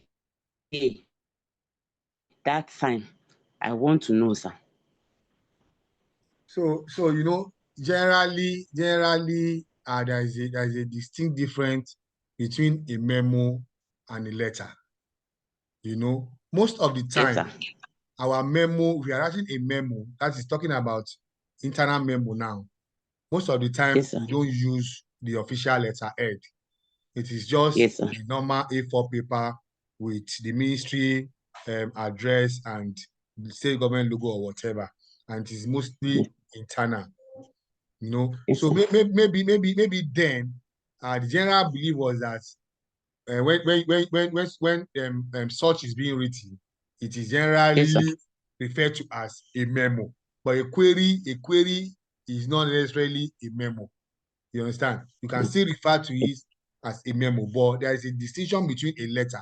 A letter is addressed to a particular person. Memo too is Yes, addressed to a particular person, and it has its own yes, subject. Memo yes, too has its own subject. But if you're writing a yes, letter, writing a formal letter, writing a formal letter, you're writing a memo. Memo, like what I presented, you can see the format yes, is from you yes, sir. see from the topmost level where Yes, sir. the memo is generating from and where it is going. For a letter, Yes, sir. you have the address of the writer, the addressee, the address Yes, where sir. the letter is going to. You have the Yes, sir. heading and the person signs. So it Yes, is sir. at the bottom that the writer will sign for a letter to see where to see who is actually writing it.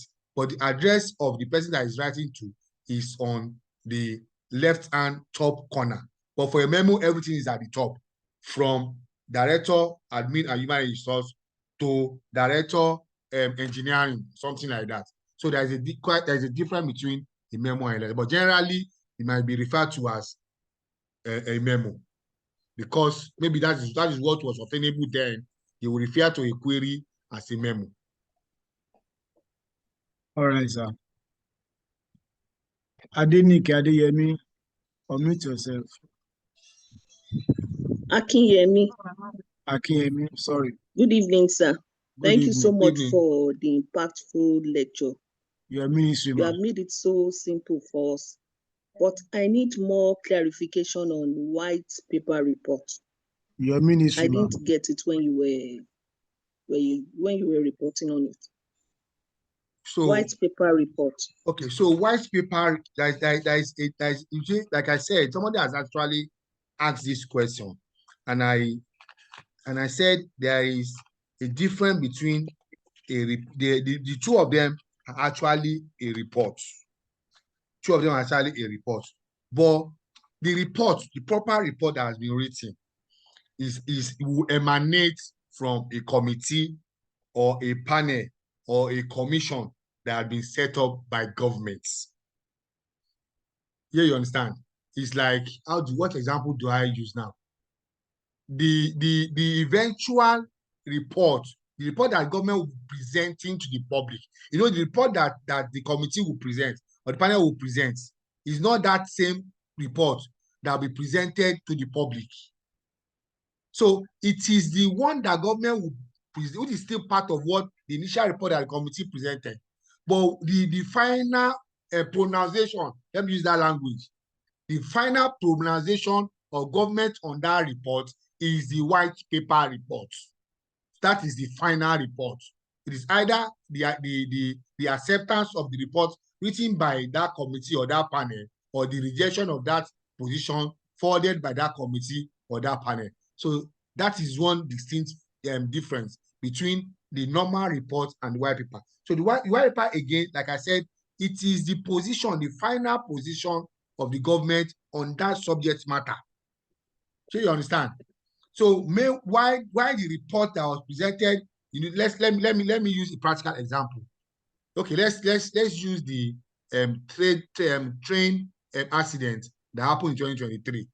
Let's assume the government now set up a committee, and the committee comes up with a report to say these are the causes of the accident. Maybe the driver was drunk driving, maybe the tire burst while crossing the rail line, or something happened.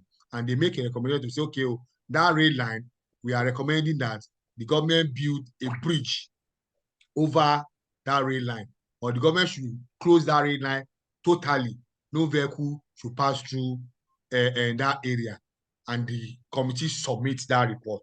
That report that committee has submitted is the position of the committee. So what the government will now present, coming from that report the committee submitted to government, is the white paper. That is government position on the report presented by a committee that was set up. I hope that is clear, Ms. Adeyemi. Akinyemi. Okay, thank you, sir.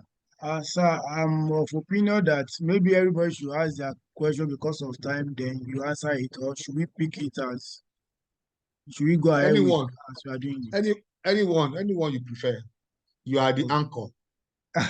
No, sir, I'm trying to look at the time because we are still going to office tomorrow. Maybe we should get the question down there. We answer it for. Okay, sir. Oshidipe Omobusola Busayo, you have the floor. Good evening, sir. Good My evening. name is Oshidipe Omobusayo. My name is Oshidipe Omobusayo from the Office of Internal Audits. Okay, right. Good evening. And my question is, or should I say I need a clarification on the fact that I have seen ESCO memo printed in yellow paper. So my question now is, are ESCO memos printed only on yellow papers, or are there other specified color papers assigned for the printing of ESCO memo? ESCO memo. Thank you, sir. Yes, most of the time there is that yellow paper that they are used. But like I said, you know, somebody asked about minuting sheets. These days, people do what they want. I've seen ESCO paper, ESCO memo that was written on just white paper, A4 paper, just A4 paper, not using the yellow paper. It's a tradition. There is a paper for an ESCO memo that you see confidential at the top. There is a paper that is usually a paper. I can't remember what color it is now, either yellow or blue. I can't remember the color, but there is a specific paper that is used where you see confidential written on it. So these days, even our normal meeting sheet, the blue meeting sheet, some people don't even use meeting sheet again for approval, for submission. Most people use the white paper. So those are the changing times in the public service. But I want to believe, yes, there is a specific paper for ESCO memo. But I can't remember which color, either yellow or blue. I can't remember. All right. Adedotun Oguleye, you have the floor. Mute yourself. Adedotun. Thank you, sir. Okay. Thank you so much, sir. Thank you Your for ministry. all your efforts, sir. All right, sir. Mr. Abari, my name is Oguleye Adedotun, Ministry of Agriculture and Food Systems. Sir. Sir.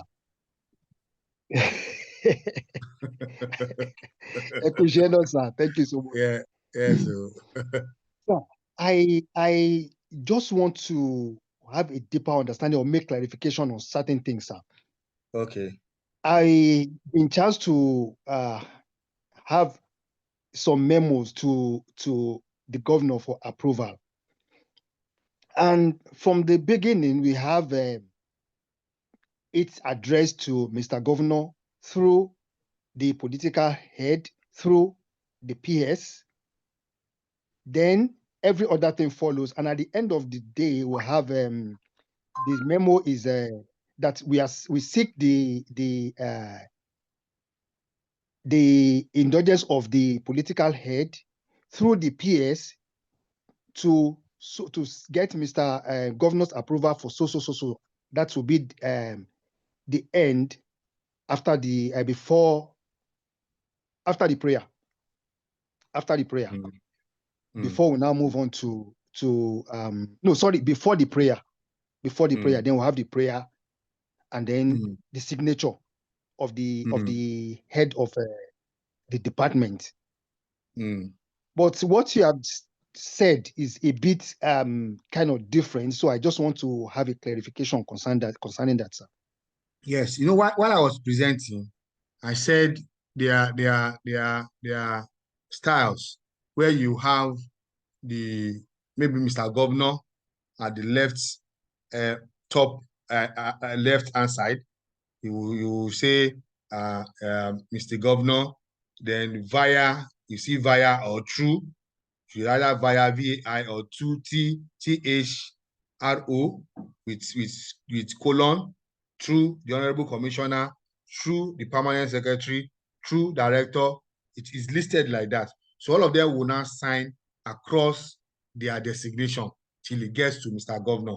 The Director where maybe an officer that writes will sign at the bottom right hand corner. The Director of that person, maybe the supervising Director of that department, maybe his name has been listed up. He will endorse where his name is or where his designation is. The PSU will do same.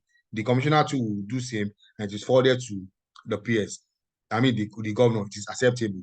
But our own staff in the Public Service Office, each officer writes his own position.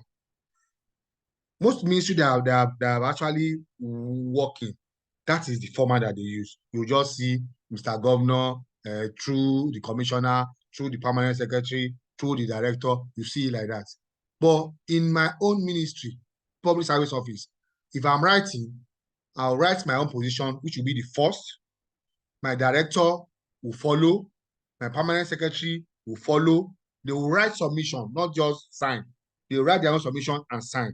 Then it goes to the head of service. The head of service too will write the submission and sign. Then because my whole submission will be addressed to my Director. My Director position or submission will be addressed to the Permanent Secretary. The permanent submission will be addressed to the head of service. Why the head of service submission will be addressed to Mr. Governor, and it goes. But actually, like I said, I've actually seen that style that you mentioned, where you see you just write Mr. Governor through Honorable Commissioner, through Permanent Secretary. I think it's acceptable. Everybody will just endorse across their designation and it is forwarded. How did that answer your question, sir? Mr. Redotu? Okay. Thank you, Ido. Unmute yourself.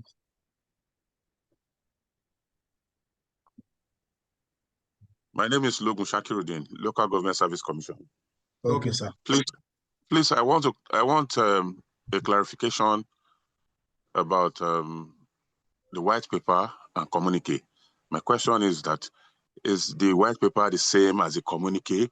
If it is not, what's the difference? No. Thank you, sir.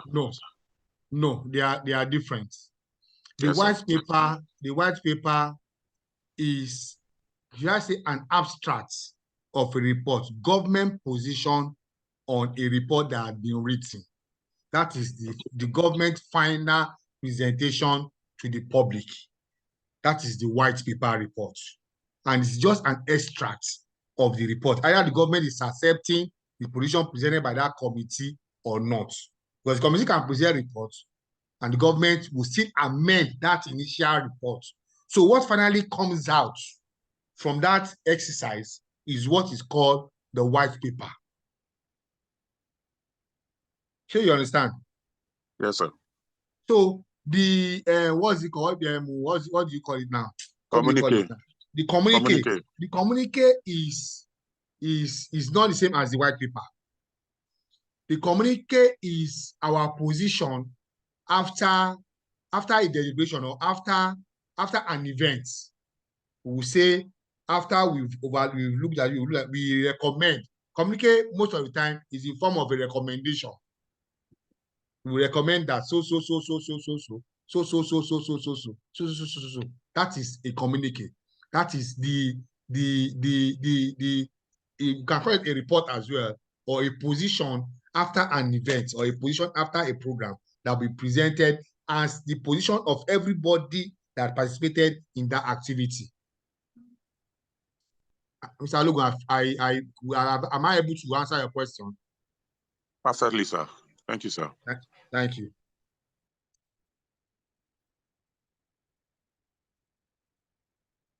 Okay, thank you, sir. Dada Musumola, unmute yourself. You have the floor.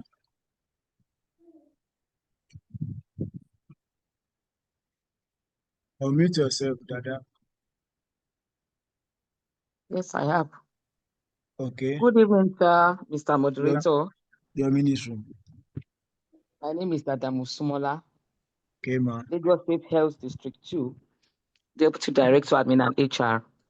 Good right. evening, Mr. Barry. My sister. Mr. Barry, well done.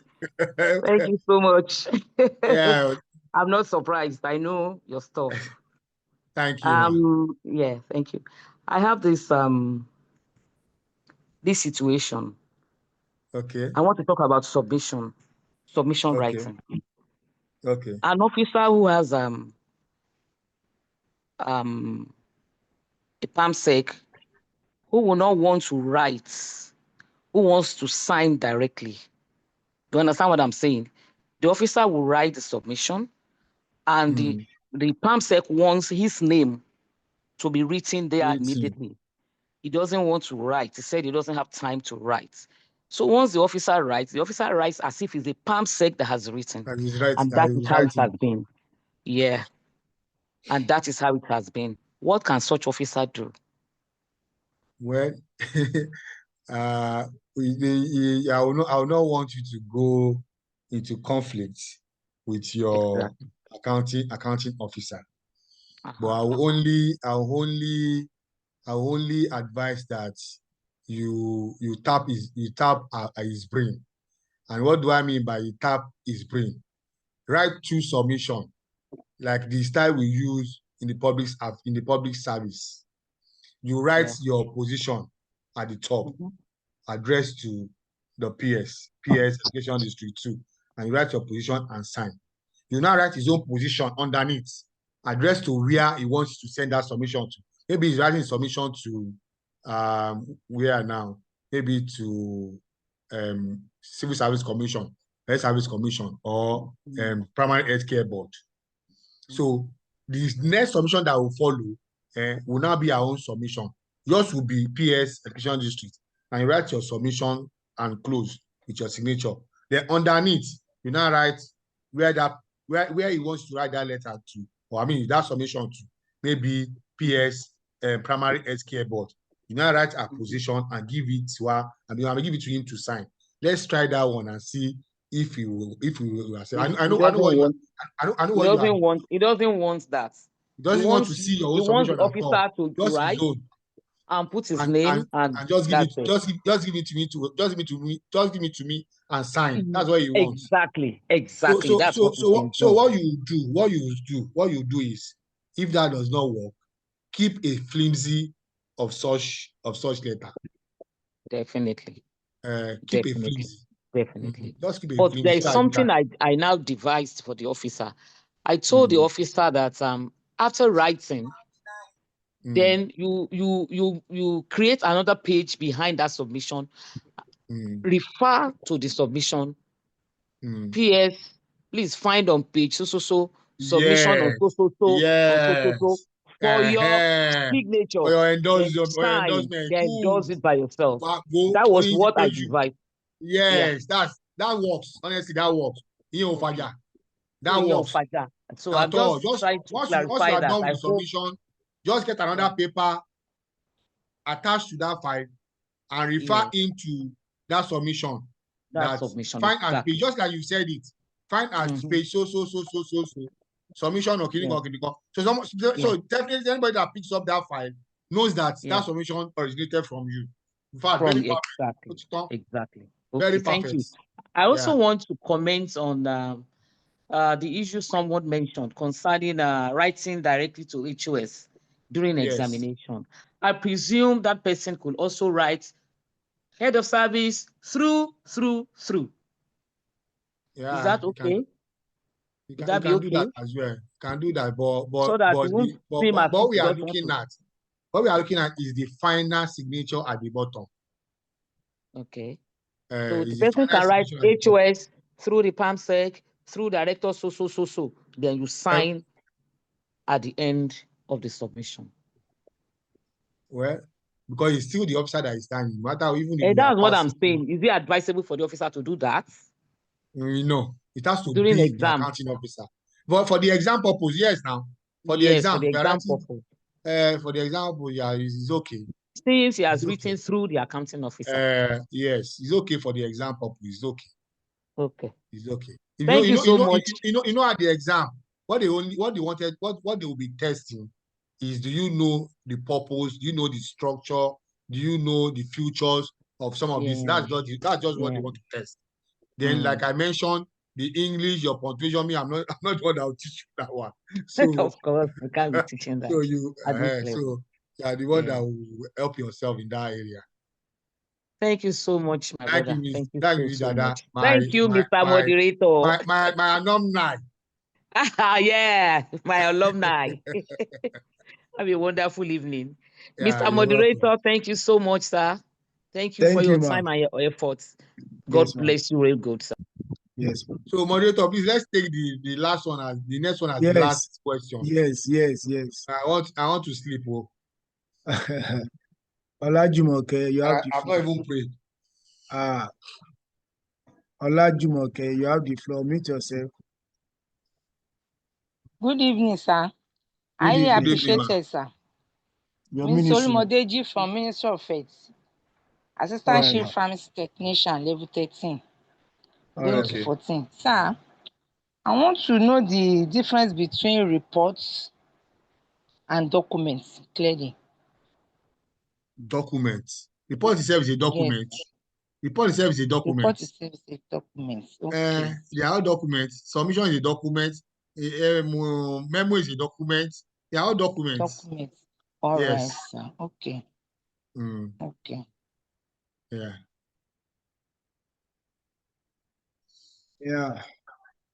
So let me run through the chat box. I need to pick one or two questions.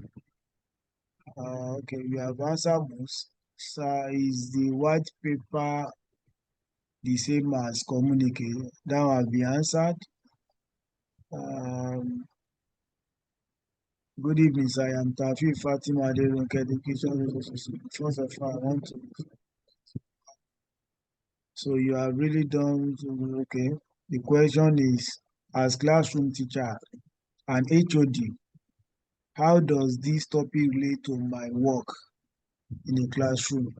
So I don't know if you are getting what Fatima. Yes, So yes, she said, as a class teacher and HOD, how does this topic relate to my work in classroom and as head of department?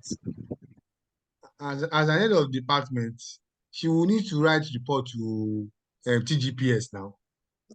She will write TGPS. So you have to, it relates to everybody in the state public service. But there's no way as the head that you not communicate with your upline. So you have to write submission. Even if you want to, you as head of department, you need to send memo amongst your downline. So it relates to you. It relates to everybody.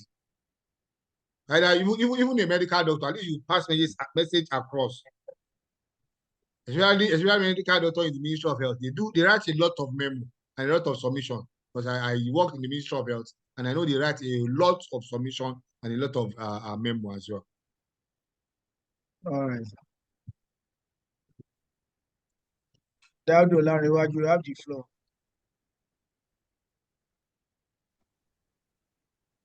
Good evening, sir. Good evening, ma'am. Your Yes, ministry, sir. ma'am. Good evening. Yes, thank you very much for this thoughtful program. Thank you, sir. Sir, my name is Daudu Fumilayo from the Ministry of the Environment and Water Resources. Sir, I would like you to state the difference between ESCO memo and submission. Thank you, sir. Okay. First and foremost, ESCO memo is the property of the Executive Council, of the Lagos State Executive Council, because it is addressed directly to the ESCO, and it's for ESCO deliberation. Sure, you understand? It is for ESCO deliberation. There's submission. Submission is like for an admin officer. Submission is our day-to-day writing. Like there are issues, there are requests, there are things that you need to do within the ministry. You want to send officer on training, you write submission. You want to procure certain items, you write submission. You want to explain certain situation that happen within the ministry, you write submission. So ESCO memo is entirely the property of the State Executive Council. It is for ESCO deliberation and ESCO decision. I hope I've been able to answer your question, man. Yes, sir. Jamiu Jubri, quick one. You have the floor. Unmute yourself, Jamiu. Yeah, thank you, my honorable facilitator. Your ministry. And okay, I still remain Jibri Jimo Jamiu from Etiosa East, Chief Admin Officer. Sir, thank you. Mr. Abari. Yes, sir. Yeah, I can see from what justice you've done so far, you've really showed that you are a professor indeed.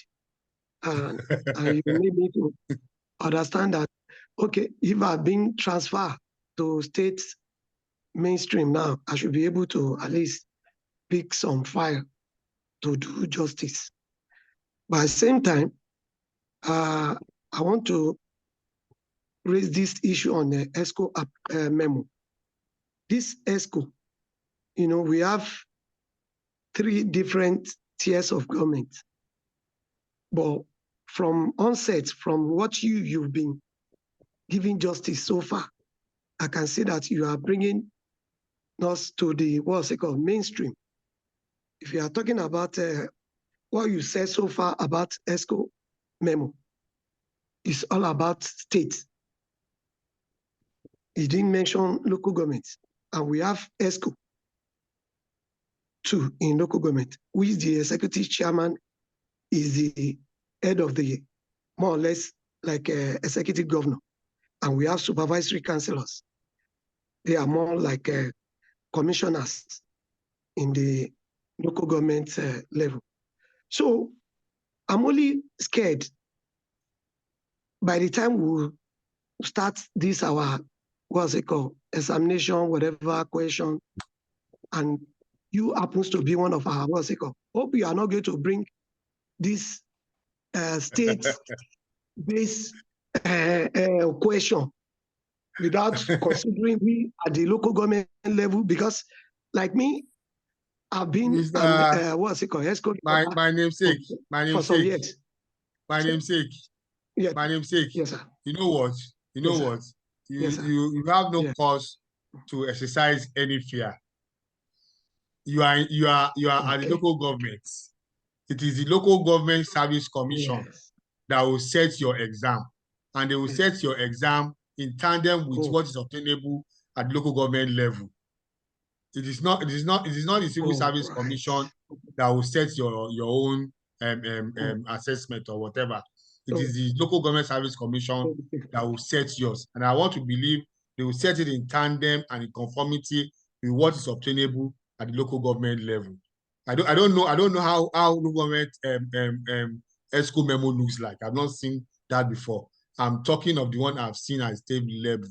So I'm very sure yours will be different from what we'll be doing at the state level. So because it is actually the Local Government Service Commission that will set your assessments. Thank you, my namesake. Mr. Jamiu, no shaking, right?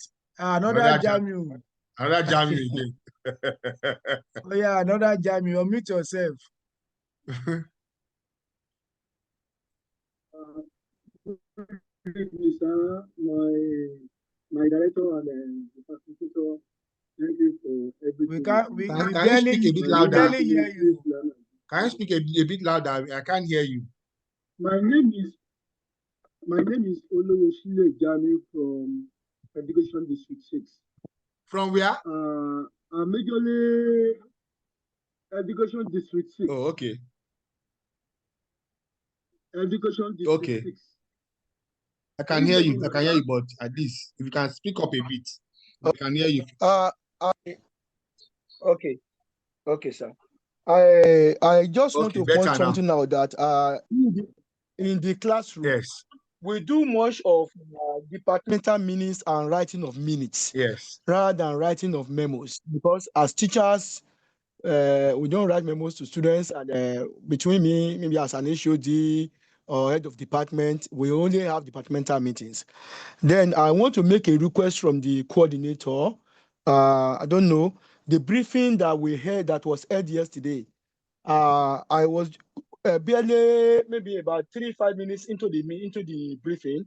I was thrown out, and I did not have an opportunity of listening into all the discussions. And the other channels were not shared where one could listen to it. I don't know whether the coordinator or the facilitator can still make that one possible for us. Thank you. Okay. Noted. So my response will be that, like I said to my first namesake, you are at the Teaching Service Commission. You'll be assessed based on what is obtainable at your commission. You know, the commission briefing of yesterday was done by Civil Service Commission, being the only constitutionally recognized commission. You know, every other commission derives their power from the Civil Service Commission. So they are introducing this so that every other commission too can follow suit. But I know, and I'm sure, that your own assessment will be based on what is obtainable where you work. You need to not to exercise any fear or apprehension. Thank you.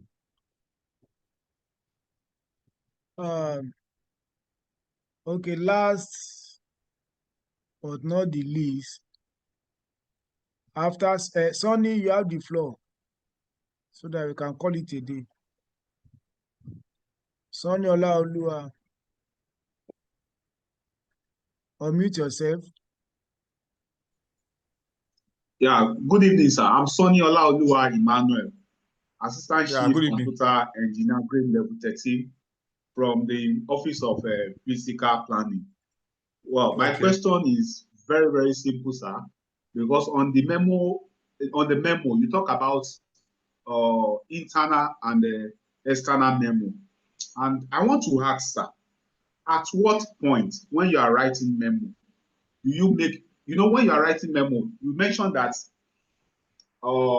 we numbered maybe from 1, and you categorically mentioned that at introduction level, we will not put the number 1, then you start from number 2.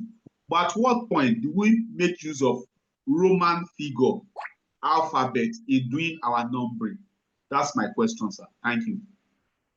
Yes, that's even remind me, there was actually a circular. I can't remember which circular now. There's actually a circular that talks about other numbering apart from the paragraphing You know, that's one, 2, 3, 4, 5, 6 is the paragraphing. You might have in paragraph 2 some items that you need to itemize. That is where those ones comes under. But I don't know, I can't remember quite vividly now. Either we are advised to use Roman figure or ABC, because I'm sure there was a circular at some point that encourages us to either use, I think, Roman figure or to use letter, either letter A, B, C, C. That will be itemized under that paragraph. So easily, when you are referring to a particular paragraph, you can say paragraph 2A. So paragraph 2A will refer to that itemized issues within that paragraph that you are referring to. I can't quite remember either we are advised to use alphabets or Roman figure, but I will surely lay my hands and find out what it is tomorrow. But yes, the numbering is actually the paragraphing. Paragraph 1, paragraph 2, paragraph 3. Then within that paragraph, maybe you have paragraph 1, and you have maybe, let's say you want to, that your paragraph 2 is talking about the procurement of certain items, and you now need to list those items. So you can now write A, pencil, B, eraser, C, sharpener, and like that. So that's how it goes. Okay. Thank you, my prof. In my fact, convener. Thank you very much, sir. Well done. And more grease to your elbow. Thank you, sir. Ọlọ́run á pín ẹ lérè. Wọ́n náà galagbára Ọlọ́run pẹ̀lú gbàyàn tó help me. And this is very, very impactful. I know people are enjoying it. Thank you for your efforts. Yes, as our norms here on the call, as I'm talking now, please let me see your emojis. Let your emojis roll in. Let it keep on rolling. Yes, thank you. As our norms here, we call on one of the participants to, on behalf of the participants, to appreciate our prof, our facilitator. So I will randomly pick on someone to do justice to that for us. Sorry if I did not, if I'm not picking your question, especially those people on the chat box, is because of the time, so that we can all prepare for tomorrow's work. Anu Odebode, can you please unmute yourself?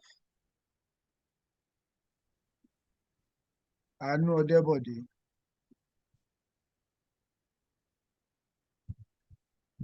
Anu Odebode, unmute yourself. Abanigbe Tawaliu, unmute yourself. You have the floor. Good evening. Good evening, everybody. Sir.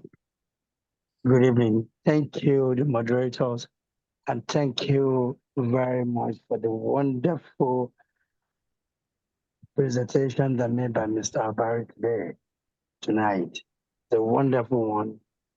We really enjoy it. We'll learn from it. And I pray to Almighty Allah to grant me wonderful wisdom, the very good knowledge. And we also the way to do the professional interview, we will come out successfully. Thank you very much, and God bless you all. Thank you. Thank you. Thank you, Mr. Mary. Thank you very much, sir. Thank you. Okay. Good night, sir. So please check if you want to join our channel. I've sent the link to chat box. And also, like I said, please make use of our YouTube channel. Support this initiative by subscribe to our channel.